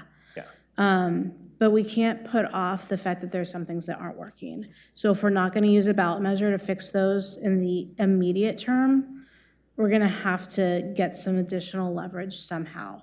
Renegotiate the IGA. I don't know what it's going to be. We've been trying to negotiate a data sharing agreement with the 3 counties for 2 years. And it is that's 2.5 years. That's part of the problem. I don't have data to give you. I hear you asking for data. I understand My that, staff, we but- hired right. staff who are experts at data Right. analysis. They don't Right. have a data set. Okay, as collective bodies, we're the adults, okay? and taxpayers say, okay, you're elected, you guys figure it out, okay? And to have partisanship between different entities, we're talking, when I added it up off your chart, which was very rough, $3 billion, okay? Out of $3 billion that we spent, we can't figure out as a government entity to give statistics with each other, to share information, to get the problem solved. That's where I think taxpayers say, okay, I'm not going to support this. I don't have trust in what you're doing. And I have to tell you, I mean, you know, Lake Oswego is known for a super active constituency. And that is our secret sauce. And it also drives everyone nuts sometimes because everybody has an opinion and everybody has actually collective wisdom. When put together, they become informed, and then we make really good decisions because we put it through the process of getting lots of input from lots of people. As government officials, we should be together on this. And if you're having problems getting data between entities, that is basically telling the constituents that A, we don't know how to work, and B, we don't know how to work productively. And I hate to say it, but that's on us. That's not on the taxpayer. And so until we get our stuff together, I think you're playing with you know, I don't know if people are going to go against the tax just to go against it because they don't have results, but I think there's just the perception that maybe we don't have all of our ducks in a row. So, but I'd be, you know, if I were at the county level and the metro level, have a wine and cheese party or something, I don't know, but get together and start saying, we spent $3 billion, or we've got $3 billion bucks. We got to show some real substantive results. And then I know that when we go after our constituency and we say this is what we really need and we show that we can do it, they are more than happy to invest as long as they know that their dollars are going to be spent well. So anyway. We solve a lot with wine, cheese, and sparkling water parties here in Lake Oswego. The universal solution. Or now it's January, so it's just seltzer water, but, you know, it's dry January. Councilor Boop. Thank you, Councilor Woodland. Councilor Boop. Thank you, Councilor Lewis. I think you folks are doing a wonderful work. I differ with my friends on many ways. I support Metro, and the only thing that I agree with my friend Councilor Wendland, is we have to know, because you had money, you had a budget, and everywhere, even here, we have a budget. The citizens of Lake Oswego want to know where the money go, where did you spend our money? And we have to know, like if I have 5,000 units, I should know how much does it cost to build 5,000 units, and so that I know, oh, we had $3 billion, this is how much. So I think that's what's missing in the presentation, and it's very important if you want to sell the citizens that we need more money for 20 more years. We have to have folks who are good stewards of the money that the people here of Oregon. Homelessness is a problem, and it's a shame for America, for our communities, like that we go to bed knowing that our kids, they are in the street. 486 people died last year. It's a shame. It's not a joke. We cannot come here and joke about it. I am ashamed to talk about it. I am an immigrant. I don't think that I deserve more than the kids and the other thing in the street of Portland who died. It's a shame. When I go to Portland and I see that my drive is to resign from government, because we failed our people. That's what we're doing. And do you know how we failed them? It's the discussion we have in here. Instead of knowing, because by the time I'm talking, one is dead maybe of overdose, and we are here talking. It's like, it's in danse macabre, like in France, it's a bad, we should soul search. What do we want? What kind of country are we? We show the world, and that's what we called it. And again, some people don't like when I'm calling critical race theory. When we talk about interest convergent, what is interest convergent is we do things because we have interest on it. And it's a shame. There should be some moral and ethical standing that we should have, that these kids are Americans. We are not better than them. Why are they failing? I'm in the whole of education. In Oregon, in many places, we talked last time that most of the homeless come from rural Oregon. You were here and you responded that it's not what people think, that they're coming from the other places we throw them. No, they're Oregonian, most of them. And you know why they're over there? Most of them, when there is one opening of early childhood, there's 6 applications for every one. They cannot afford to go to school and they fail. Our schools fail them every single time. The dropout, when they say dropout, and we always create vocabularies to justify the bad things we are doing. There is no dropout. They push out. We push these kids out of our schools. They end up in the street. They're dying, but we all, because we try to justify, every one of us try to have a justification that, oh, this is this or that. No.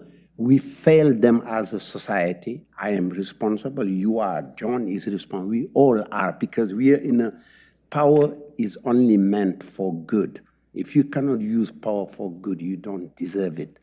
We have to stop the fighting, Republicans, Democrats. I always repeat that. That's what the country, and we use it to divide the people.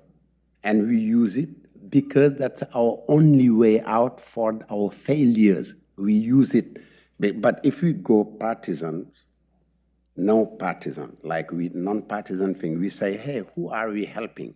We are giving our money, trillions, to Ukraine, to Israel, to other part of the world where what they do is not for our people. We are doing it. But we are afraid. It's like, there's no justification. But I support all these measures, but I don't think that we have if we come for a ballot measure, people want to know the money we gave you, where did you put them? And that's what you have to show, like say, folks, here is the amount we had, we tried to fix this, but we should go further. The problem is not building houses. The problem is avoiding to build houses. We cannot continue to build houses for the people. We can go, it's like before firefighters were going to just put out fires. Now firefighters are teaching people how to avoid fires. How are we avoiding homelessness? By putting money on our mental health institute, by putting money on early childhood education so people can go to school. But you raise that, a Republican say, oh no, I'm not gonna vote for that. What is this? Or the Democrat says this and that. But we all know that as long as we fail, the kids at 3 years old, when they're 20 or 18, they will end in the street. And we know that. But why? Either we are incompetent and we are not serving our people. That's what I want to say. I support what you're doing. We have to make it clear to all the people, this is what we're doing. You have to raise, but we also have to tell Oregonian that 400 of your kids died last year. And you know why I'm talking about? Because I have one friend who died in Salem in the cold because he didn't have a place to go. And I know him. He was a good kid. And for him, I'm talking, and I'm talking for all the rest. Mentally, he was unstable. He went there. He could have even gone to houses to his brother or to his sister. It's not about that. These folks, sometimes we don't even need to build a house for them. They can sleep somewhere. But we need to find a way to avoid this thing to happen, is to build institutions that are helping people mentally. We build the houses. Joe is here. We have here at Merrillhurst, we have how many calls the police is responding to? Because those people do not have money we build the things, but we're not funding. There's not enough fund for them to give some help to those people. The public school receive hundreds of students. There's no money going there also to continue to help those kids. So there's a lot of problem. I'm gonna be too long. I support you, big time. We should continue to help the people in the thing, but it should be holistic. We need to talk, we need to do all the people, we have to tell them and show them what is happening. But, the money has to be clearly, spent. Thank you. Thank you, Councilor Boop. Councilor Burdick. I just want to say I agree with what my colleagues have stated, and I think we all support the initiative. We want to help get people off the street. We want to help them get into permanent housing.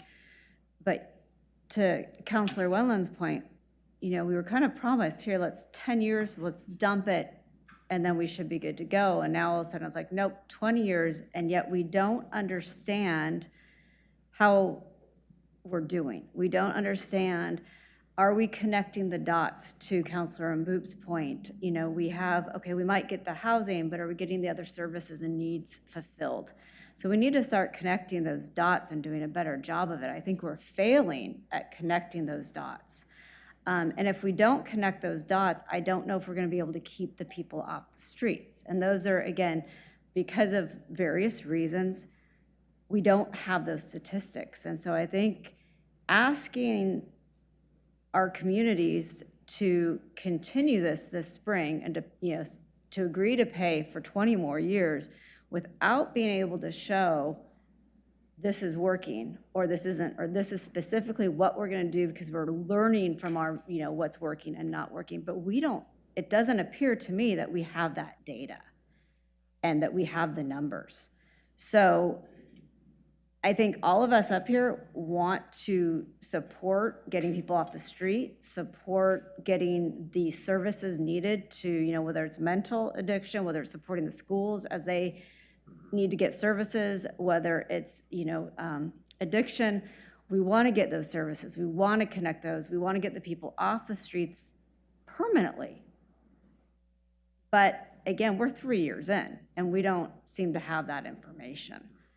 So I think this is a huge ask. To do this huge ask in the spring, I think it's too soon. I don't disagree that you don't want to wait till the last minute either, but I think until the organizations that are spending the money and using the monies, they got to step it up, get their ducks in the row, get the information out, and we need to get that provided to the community. So, I do want to thank you, because this is not easy, and you're in the hot seat right now. So thank you, Councilor Lewis. I appreciate you stepping up and being the voice. Thank you. Thank you, Councilor Burdick. Councilor Corrigan. Yeah, I really don't have much more to add, except that our Clackamas County Commissioners feel like this is a real rug pull, and I'd really like to give them some more time. I think we can learn more. That's a good, thank you, Councilor Corrigan. It's, that's the one thing that wasn't touched on directly in the presentation is the idea of kind of capping the funding for the counties. I mean, that's the main concern, and we're hearing from all three counties that it would be extremely detrimental to the programs, underway. The $250 million the program thought it would raise at the beginning was really just, a number pulled out of wherever, it wasn't, really well contemplated. And now we see that, especially since our state is not funding mental health, it's not funding behavioral health. I mean, this program is doing everything. And so, yeah, it's raising more than we thought, but it's also costing, more than we could have imagined as well. And these are really important programs that the counties are setting up. And in Clackamas County, we feel like is doing good work, and we appreciate you kind of acknowledging them. They've done a good job partnering with the cities on local cities initiatives, but those are things we're just getting going and seeing how they're going to work. And we see the mayors of the region really advocating for those types of programs to exist, as a key component, of this measure going forward. And the county support that, and we appreciate that. Clackamas County today kind of adopted a letter that sent to the Metro Council that Commissioner West had drafted, and we appreciate him stepping in while there was, the switch at the chair position and Chair Roberts getting up to speed. And Commissioner West and I have been working together on this, and he's been a great partner. And I have to say the letter really articulates a lot of the points I think we'd all agree with. I'll make sure my colleagues get a copy of this letter. They've just finalized it at the meeting today with some edits. And it follows closely to what the mayors have been advocating for as well. And, the county is our partner, in this work. I mean, we're on the ground day in, day out in these communities. And I really strongly feel like the perspectives of these leaders and the folks, within the counties, especially who are doing this work, really need, kind of to be paid really close attention to. We are hopeful at these really good relationships that are developing, well, that exist always, but between the cities and the counties, we feel like we're on the cusp of stronger partnerships in regards to these newer services that we're all providing together, and would like that continued time to be able to show the public that how well this region can work together, instead of being kind of the laughing stock of the nation in terms of raising the most money and doing like apparently the least amount with it, that we can turn things around here in the Portland region and show that we can do good work together with Metro's good leadership, the counties and the cities all coming together in a positive way. But you are in the hot seat tonight, and we hope that it's been helpful feedback. Councilor Lewis and Director, we really appreciate you both taking the time to be here through a rather lengthy discussion. And we really do appreciate Metro's engagement, on this. You have been reaching out, you and President Peterson have been asking, for feedback and listening, and it's really appreciative. And hopefully we can all move forward hand in hand together.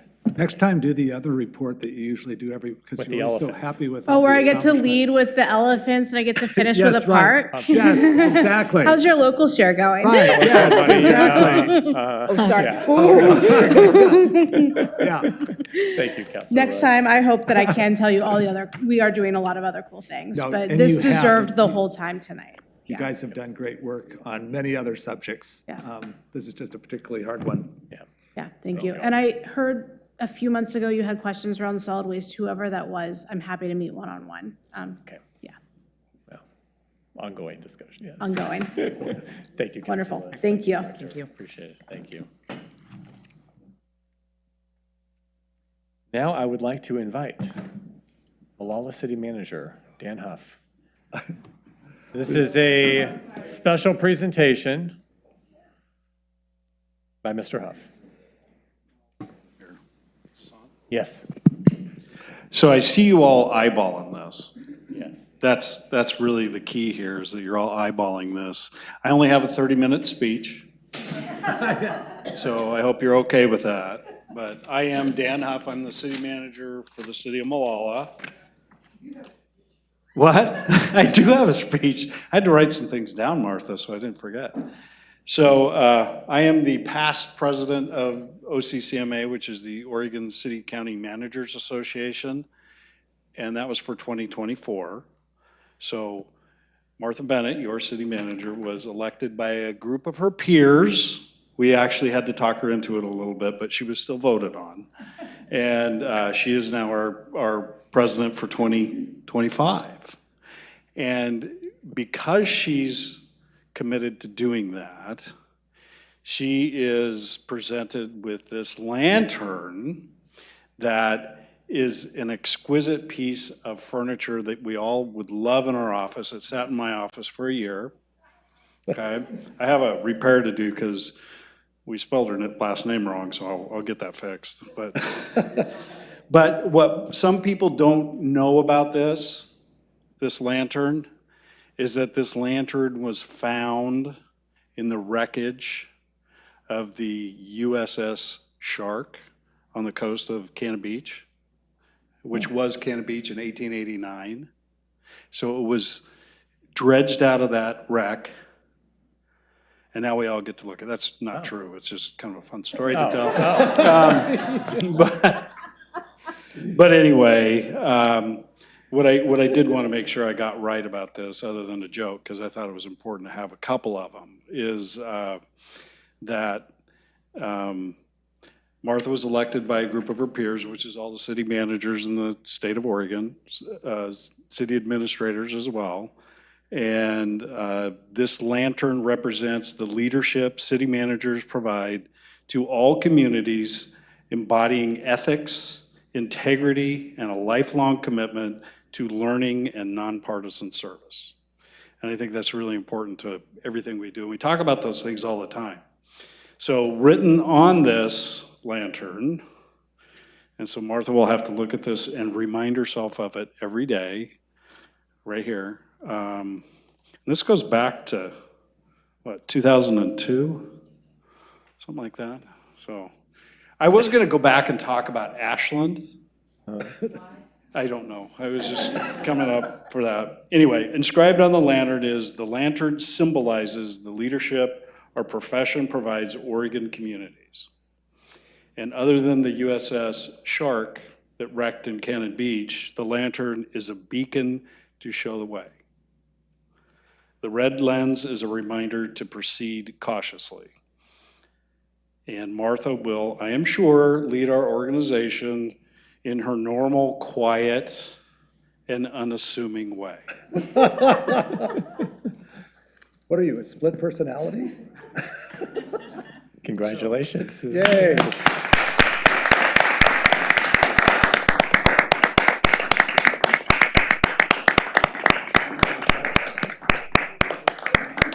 Turn around, wait, no, go back, get a picture.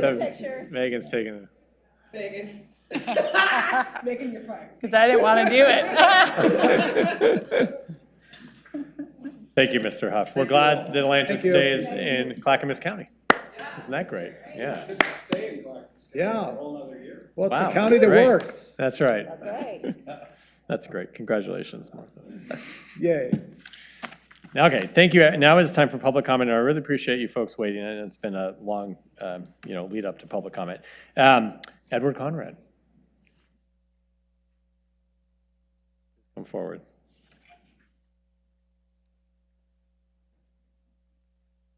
I'm Edward Conrad, and long-term, too long resident, not too long, but long time resident of Lake Oswego. But and really, I don't want to take your time. You guys are really busy, and what I wanted to comment on I may be too late, because I wanted to comment on the Lakeview Boulevard project, which I read in LOLO that it's a done deal. But is it okay to, am I too late? Honestly, please. Am I too? No, please. Oh, okay. All right. Well, I guess I'll start. I bike occasionally, less in the cold, I'm finding, and I've had some really scary experiences in Lake Oswego, often in curves, places where there are no dedicated bike lanes, which is pretty much separated bike lanes, which are pretty much everywhere. So it may sound small, and I want to comment on the Lakeview Boulevard in the hopes that the project can be slightly changed. It won't be more money, probably less, but also to just bring a little bit of the history to it.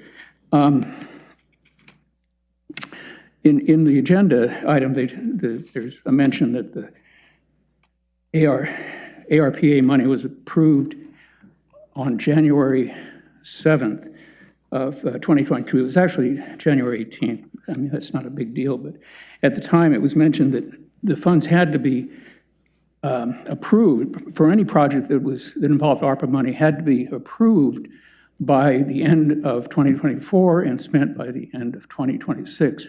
So maybe they've already been approved, but I just bring that out. And Lakeview is considered a neighborhood collector and 3,000 automobiles. We don't really know, or I don't have the information on how many bicycles, but there's a lot of bicycles. There are times when there are more bikes than automobiles. And I don't know what to make of that, except that in this plan, the bicycle, as is typical, is not really afforded much comment. In your agenda item today, they mentioned that there was public comment, and there was. I was there, and one of the things that was brought out in public comment was that really a good design in terms of safety for pedestrians and bicycles would be to have a one-way street. And that was just never considered. It wasn't brought out in the agenda today, and maybe it just is beyond consideration. But that was actually one of the considerations. And it actually made me sort of think, is Lakeview primarily an automobile road, or is it primarily a bike pedestrian lane that we let cars through? I just throw that out. But I want you to consider looking at things a little differently than we have in the last 100 years. You know, what is this infrastructure in service of?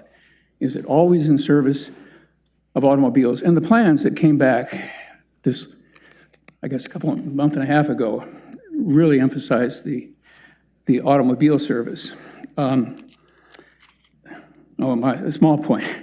I did go through the documents. These are the contract documents, which not in detail, but I had some trouble. It's been many decades, actually 50, more than 60. Oh my gosh, it's been 60 years since I took engineering drawing, and we always had to put a graphic scale on it, and there's no graphic scale, which makes it difficult when you're on a screen. Say, okay, 1 inch is 20 feet. Well, okay. Anyway, I would encourage the city to, when in the future, if you want to have citizens review it, and we don't have access to the big paper sheets, to ask whoever's making it to put a graphic scale on there. That's really best practice. Still, I know that you're out of time. I just want to. Okay. Whether you're really. Okay. Well, here's what my bottom line is. Yeah.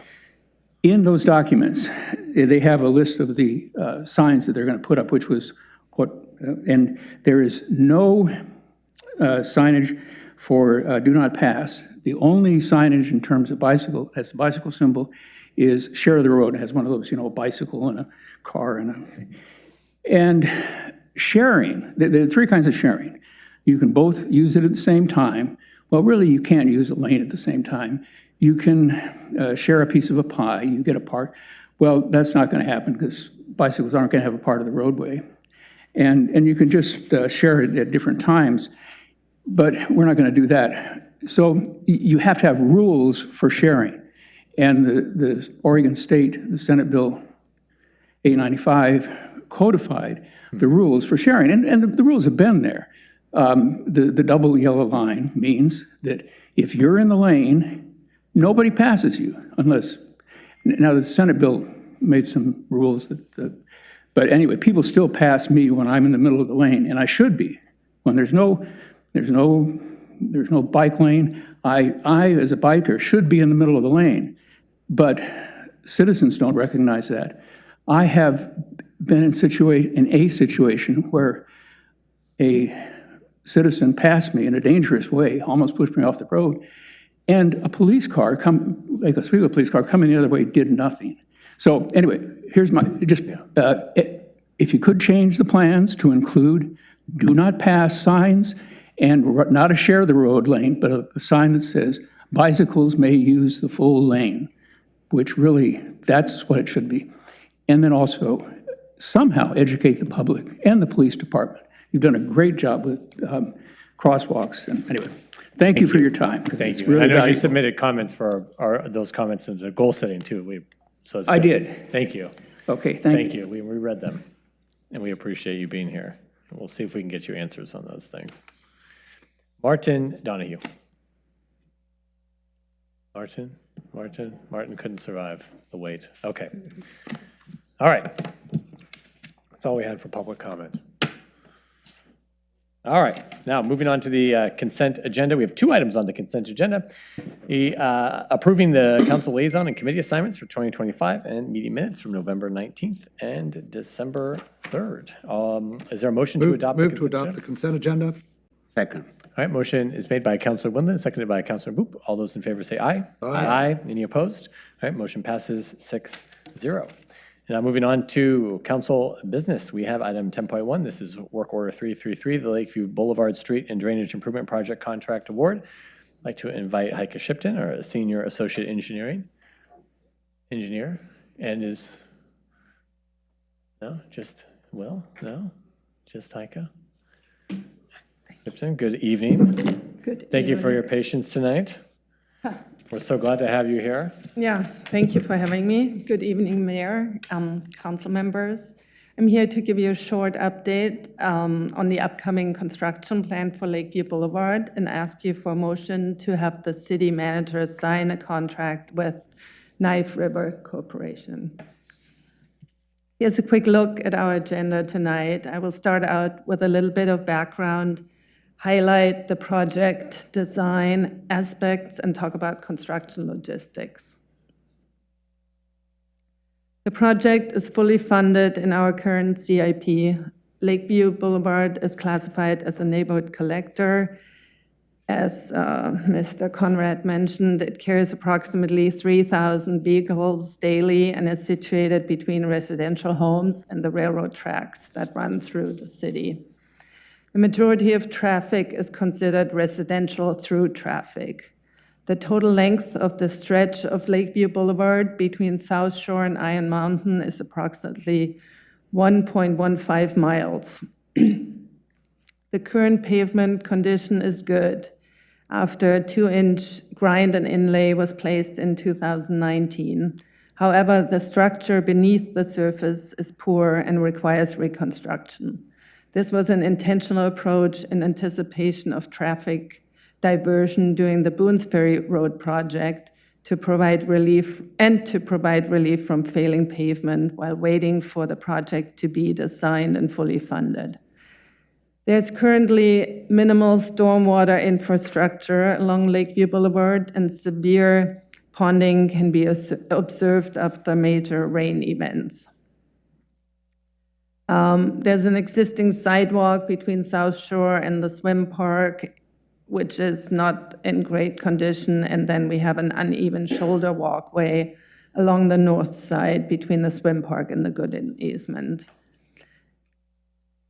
Between the Gooden easement and the roundabout on Iron Mountain Boulevard, there's minimal to no shoulder space. Parking along Lakeview Boulevard can be challenging during the summer months when the Lake Grove Swim Park is open and throughout the year when contractor traffic frequently blocks the shoulder. Oops. Sorry. That's the right one. Project goals. One of the major goals for this project is to reduce stormwater ponding and standing water on the roadway and keeping the lake cleaner with better stormwater management by filtering the stormwater prior to discharge into Oswego Lake. Second goal is to provide a newly constructed road surface as the current substructure is no longer adequate. And lastly, we need to update the pathway to be ADA compliant and add sidewalk if possible. And here's what we're proposing to do. We will be adding new stormwater infrastructure and treatment. At the swim park, there will be an underground vault with filter cartridges that filter any stormwater that gets discharged to the lake or prior to discharge. We will construct an ADA-compliant raised sidewalk from South Shore Boulevard to the Gooden easement. We will add a raised crosswalk at the Lake Grove Swim Park for increased pedestrian safety. No changes will be made to existing parking. This was one of the major concerns we heard from residents during our public meetings. Curb safety improvements will be made with improved signage. I will speak more to this on the next slide.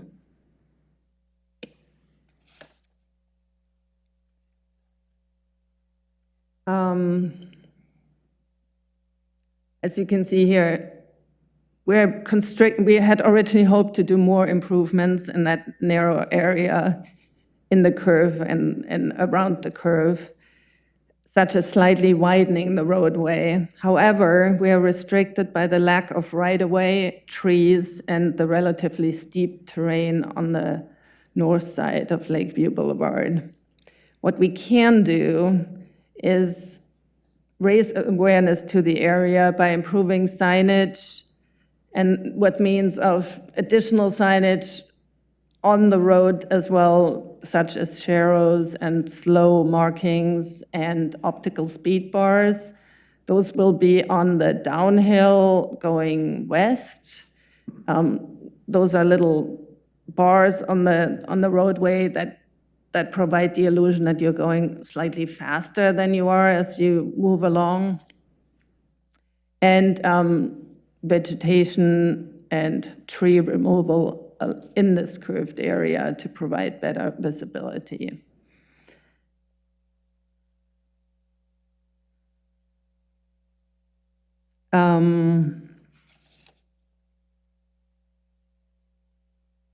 Here's our targeted construction schedule. We will kick off the project for the residents in the neighborhood with a meet the contractor meeting scheduled for January 28.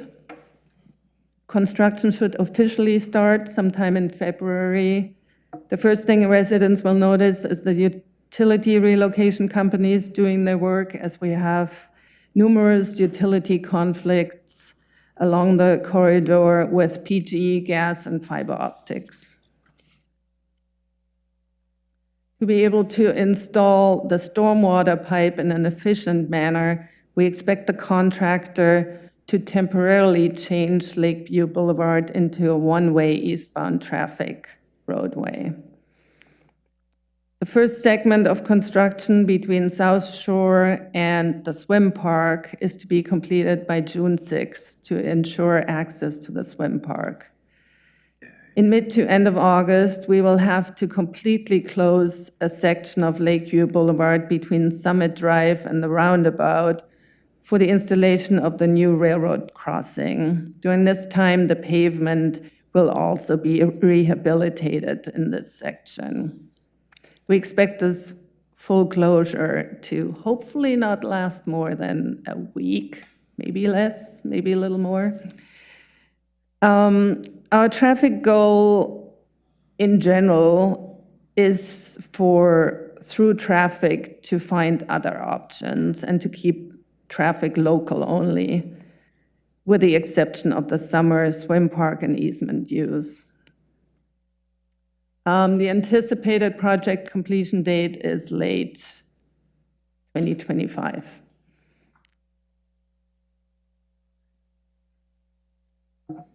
This slide visualizes how we will be communicating any traffic changes, and in this way, the temporary one-way during construction.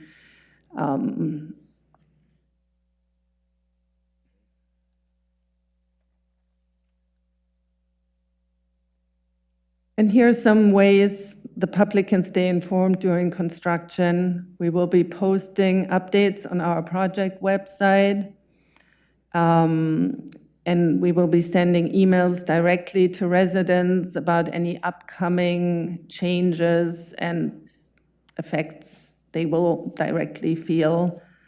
There will be our construction line for residents to call and the general public, and then the usual communication channels such as social media, hello, and so on. And with that, I would like to go ahead and ask the council to make a motion to authorize the city manager to sign a public improvement contract with Knife River, who won this contract by having the lowest bid and meeting our pre-qualifications. The project bid was in the amount of $5.3 million. Any questions? Yes, thank you, Ms. Shifting. Good report. We're so excited to see this project moving forward. It is a critical one, both for the stormwater improvements, but also the pedestrian improvements along that very well walked and biked, as we heard, stretch of roadway there. And it's great we've been able to leverage these federal dollars along with some of our local ones to get it done. Councilor Verdick. So my first question is, will all the utilities in that section be moved underground? No. No, no, unfortunately not. I think that would have added, we thought about it initially, I mean, 2 million, 4 million, something like that. And then my next is more of a comment. Anything that we can do around those curves? And I know you guys have thought through it, but just, if we can just keep anything we can do, if we need to do any education around don't passing, let's think about it, again, not just from your department, but across the board. If we need to leverage Hello to do reminders of don't pass in certain areas and, things we can do to keep people safe, that would be great. But if we could just keep exploring that and just doing everything we can, that would be great. Because I know for pedestrians and cyclists and even cars, it's scary through there. So, Well, it's a thank good you. point, those curves. I don't know about the law, Dr. Conrad. I was just Googling it here, Dr. Conrad. And it does seem like cars can't pass bikes. So, yeah. If there's no one, obviously if it's safe, okay, without a head-on collision. But in that curve, I don't know if that's an area where people should be passing bikes. So maybe that is an area where, we don't need to have 1,000 signs, otherwise that becomes a problem. Go slow, don't pass the bikes, don't, Yeah, so, but it is a good thought. Is there I understood, so between the good and easement, originally in some of the plans, there had been contemplated, like we know we can't do the full improvement in that constrained area, but between good and Summit, a shoulder, and it's mentioned in the staff report that there was just issues with a single property and that rock outcropping. So there could be additional improvements we could make. Is that at least to provide a little more of a shoulder and to further constrain the roadway? It would be nice. We do have about between 3 and 5 feet of right-of-way where that rock outcrop is, but we cannot remove the rock without impeding the tree that's on private property. And the homeowner would really like to keep that tree. And it's a question for, colleagues here, if, there is a way forward, it seems, to engage in, or explore further options to make additional pedestrian improvements in that. I think the staff has been really good working with the homeowners and providing them with options, but it's kind of up to us if we'd like to be a little more direct, in ensuring these pedestrian improvements are made. Councilor Court. More one is ours. That's a route that I frequently walk, and I walked it yesterday. And I think one of the things we don't think about when we look at these roads is the impact that the delivery vans have had. So yesterday when I was walking, there were 2 Amazon vans on that street, and it was pretty hairy. So from my point of view, anything that we can do to promote pedestrian safety, we should be doing. The way those roads are used are different now. Those vans are huge. And so we're kind of getting run off the road by the delivery vans, and they're going to be there. There's not a lot we can do to discourage them, even if we say local traffic only. So I would be in favor of the city using that right-of-way for pedestrian safety above all. And, you know, I love trees. I'm very sorry for any trees that are lost. But I think we need to say people come first and pedestrian safety. So I would really support anything we can do to make that safer. I mean, maybe people shouldn't be walking there. Maybe I shouldn't be walking there. But Lakeview is a beautiful walk. And then it takes you right over to Iron Mountain Park. It's really hard to resist it. And I see people on it all the time, and I'm guilty. So that's where I'm coming from on that. Thank you. It is a kind of a critical connection, and yes, we're making these other improvements. We're kind of further, of course, inviting that pedestrian use of the roadway. Yeah, just wait till we improve it, right? Yeah, so, you know, it is an option we can consider to go back and further negotiate, whether it's through voluntary means with this particular homeowner or other legal action, you know, to make sure that we can acquire that land and make these improvements. You know. Councilor Afghan. I think you're going to keep hearing about that. I walked curve. there too, and it doesn't feel good. But I want to take a different direction. I think the project should go forward, and what we're talking about should be a change order, so we're not slowing down the process. Now, I have taken that road from the roundabout Iron Mountain coming and turning into the Summit Street. I consider myself a very aggressive driver, taking a lot of risk, driving just like a New York taxi driver. Every time I turn right there, my heartbeat goes up over 120. Yes. I am very vocal about that intersection, and I want something to be done there. It is a dangerous situation, and every time I turn that corner, I don't know if I'm going to get T-boned. Because of that, I have taken different routes now. But I was talking with the mayor the other day, is that over the holidays, I took that route by accident, and the same thing is like almost PTSD. So if you're coming from the roundabout, just before the curve, you want to go into the Summit, you don't know if a car is going to T-bone you. And it could be as simple as a stop sign for the other side, so they stop, make sure there's no car there, and they take off.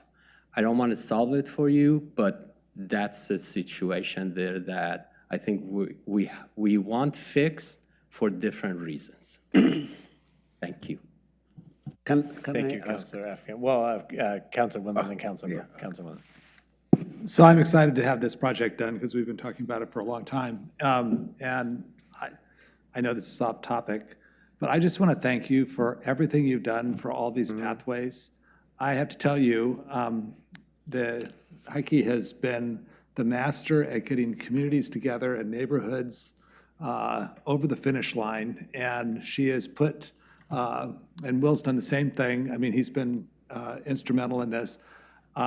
It took a lot of courage and grit to get it done, but I'm telling you, you go along Boca Raton, or you go along where Lake Grove is, or up in Helenan, and I mean, those are huge improvements that are going to last for a lifetime, and well worth it. Thank you for all your help on that. Thank you.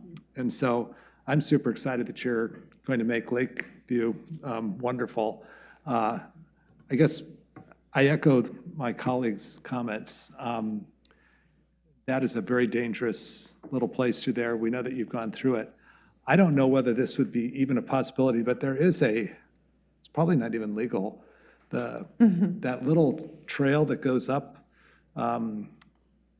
right by the easement, Gooden easement, and you go over the railroad tracks, and then you go up that little street. So that's, okay. So I was going to say, as a natural detour, if we improve that, which maybe that would cost way too much, and we probably could, I think from what I heard before, correct me if I'm wrong, if we touched that and improved it, we have to close like other crossings. Oh, If we add one, we have to close. You The close last I it. heard was 3 others, but Good. as part of this project, Okay. so. We appreciate it, but. well, I was just going to say that it would be a way for safety, but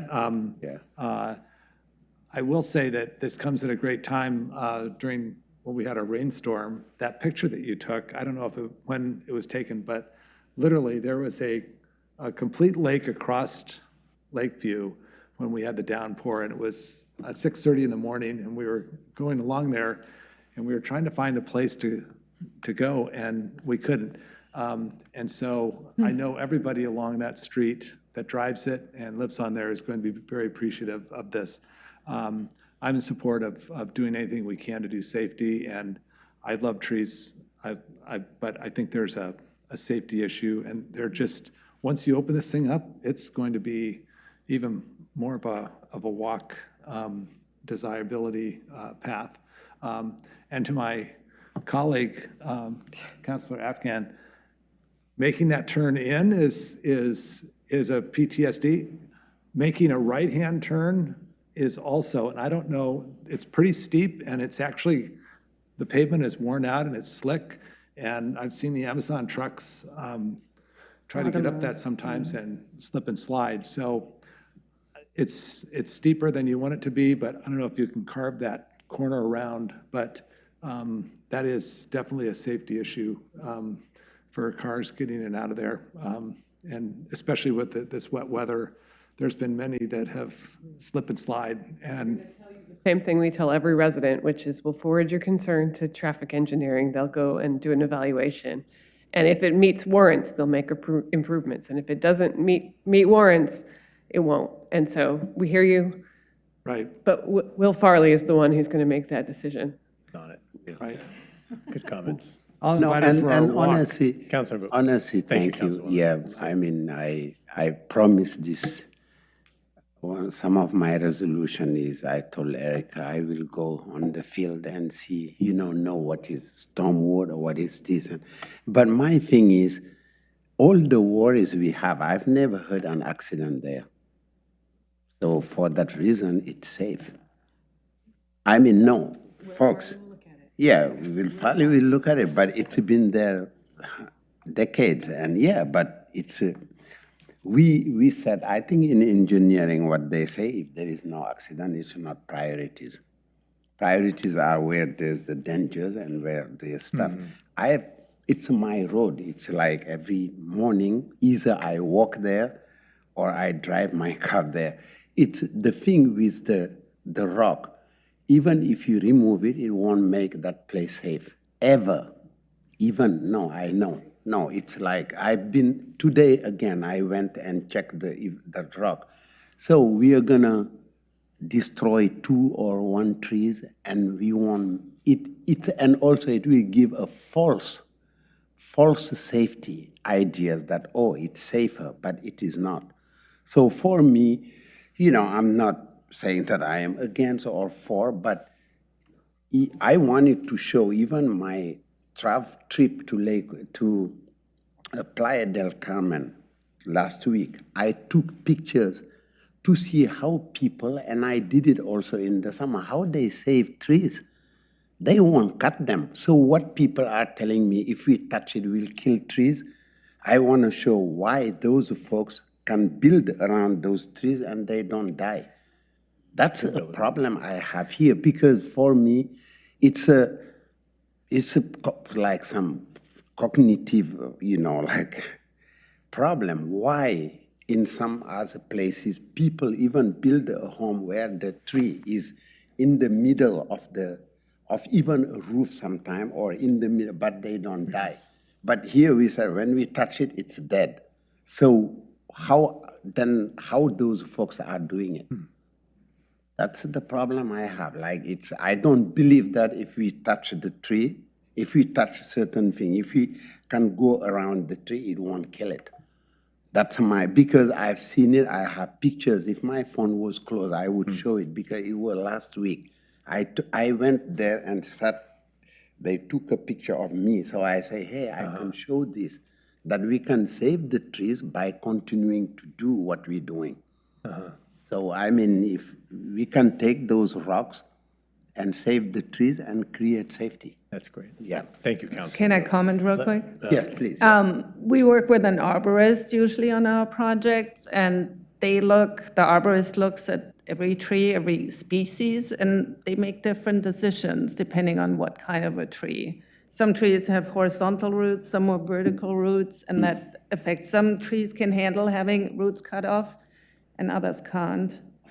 And this tree sits on top of bedrock, and if we remove some on the side, chances are it will fall over. And there's another tree in our right-of-way that we can remove, but once we remove that tree will be affected by wind throw. And that tree doesn't belong to us currently. That would be a legal process to go through. Thank you, Mish. Thank you. Well, but these arborists aren't from Playa del Carmen, so that's the problem. Apparently. I'm just kidding. So let me move to authorize. Hold on. What are you doing? I gotta make a motion here, because I'm gonna adjust it a little bit. Move to authorize city manager to sign a public improvement contract with Knife River Corporation for the construction of work order 333 Lakeview Boulevard Street and Drainage Improvement Project in the amount of $5,277,432, and direct staff to return with options to make shoulder improvements on the roadway east of the Gooden easement to Summit. Second. All right, discussion? All right, all those in favor say aye. Aye. Any opposed? All right, motion passes 6-0. Thank you. Thank you, Ms. Shipton. Thank you. Okay. Right. Okay. Almost to the end of the agenda. Item 10.2, ARPA grant program closeout and respond to racism art project. Ms. Bennett. First of all, I want to thank our friends and colleagues from Respond to Racism who sat through the entire meeting for this item. I appreciate you all very much. I'm here tonight to give you a quick update on since it seems to be American Rescue Plan or ARPA night, so I'm going to give you a quick update on how our spending of ARPA dollars, particularly through the grant program, has gone, and then ask you to reallocate the unspent ARPA funds and ask you to allow us to complete one of the projects that was originally included in the grant request. So back in 2022, you allocated $8.8 million of American Rescue Plan Act dollars. Most of those funds went to infrastructure. $800,000 went to the Habitat for Humanity infrastructure on the townhouse site. We finished a preliminary plan on Stafford McVeigh, which will get included in your transportation system plan the next time we do an update. We fixed the North Shore Bridge. In fact, you might recall the ARPA dollars came sort of in the nick of time for the North Shore Bridge because we had a bridge failure and no money. And we used $2 million of it to build a redundant power system for the water treatment plant because we learned something from the February 2021 storm. And then we allocated $3.8 million, which was essentially the balance at the time, to Lakeview Boulevard. As you just saw, the cost of that project exceeds the amount of ARPA dollars that you allocated. And then the remainder was allocated out in a grant program in the amount of $600,000. You formed a committee. That committee designed the grant program. They recommended that we fund two different kinds of grants. First, reimbursement grants, just to cover the cost of organizations that had expenses during COVID, but they had no revenue because they had to be closed. So for example, we did fund some work at the Lakewood Center because they had expenses but no audience. And about $237,000 of the $600,000 went to those reimbursement type of expenses. The balance went to programmatic funding, and that was designed to help organizations and people recover from the pandemic. So investments in the Chamber of Commerce, for example, in the business assistance program that they did. We had 14 applicants for the grants. We funded 13 grants. I listed the organizations. And as of this point, the grants actually were supposed to end in May of 2024. We had a couple we extended to the end of 2024, including the one I'll talk to you about in a second. Just to allow, because the ARPA dollars technically just had to be obligated by the end of 2024. We had approximately $42,000 of unspent funds. Actually, the actual dollar amount's $41,948.19, but that's my finance department talking, not Martha talking. About $5,000 of that unspent funds was for the Chinese Friendship Association of Portland, and they simply had completed their programmatic work with less money than they applied for, which is great. And then the other balance was the $37,000 that was allocated for to respond to racism for an art project that would be constructed at the Lake Oswego Public Library. I've given you the background on that art project and what the scope is. Essentially, the idea is to acknowledge the contribution of people of color to the history of Lake Oswego and to articulate a more hopeful future where racism is less of our community. It would have both interpretive panels and sidewalk stamps. In both cases, both the panels and the stamps, I mean, once you get the sidewalk stamp, you can stamp any piece of concrete. They could be moved if we ever relocated the library. There are a variety of reasons, both on the Respond to Racism side and on the city side, why Respond was not able to get an artist under contract by the end of the year. And so because it feels like there's no inability to execute, but rather just a couple of unfortunate circumstances, I'd like to recommend that you convert their ARPA grant to a general fund grant. So we can clear all of the ARPA spending consistent with the federal law, but we can still complete the art project. That's the end of my report. If you have any questions, you can ask the lovely folks from Respond to Racism about the art project, because they can answer those questions. And you can ask the city attorney and I any questions about process. Colleagues, any questions? Would someone like to make a motion to formally close out the ARPA grant program, direct unspent funds in the amount of $41,948.19 to the Lakeview Boulevard project, and award $37,000 to phase 1 of the art project proposed by Respond to Racism to be located at the Lake Oswego Public Library? I move to formally close out the ARPA grant program. Do I need to read this whole thing? I don't know. You're so moved. You say so moved. Okay, I think with the read the city whole attorney's indulgence, you could probably say so moved. So moved. Is there a second? All right, motion is moved by Councilor Verdict and seconded by Councilor Corrigan. Is there any discussion? All right, all those in favor say aye. Aye. Any opposed? Hearing none, motion passes 6-0. Thank you all for being here. Just get the project done. Now we got to get the project done. Okay, that's great. Information from council. Does anyone have anything they'd like to share at this latest hour? That's not too bad. That's better.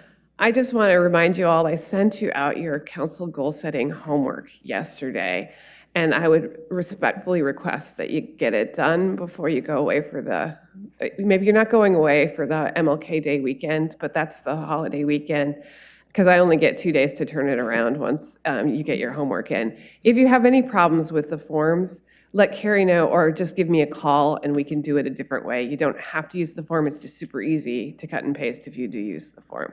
So I sent you out all of the public comments that you got. You got 192 public comments. Actually, lots of mixed comments. I thought it was an interesting package of comments. I sent you out the executive team's recommendation, your goals from last year, the form, and we will give you a year-end report at your next council meeting, but I'll send that out to you as soon as it's in the packet, which should be next week. So, okay? Thank you. Goal setting is 9 a.m. on the 25th. It's 9 a.m. It's no longer 8:30 a.m. Better, I thank you. Yeah. And we did adopt the new, committee assignments and everything tonight, so I don't know what the communication, just make sure. New committee, new meetings, new times, days. Get them on your calendars. They'll be so excited to meet you. Groups. Okay. Thank you, everyone. All right. Meeting adjourned. Longer than my meeting. Good job. Good job. Good. Let's go take down some trees.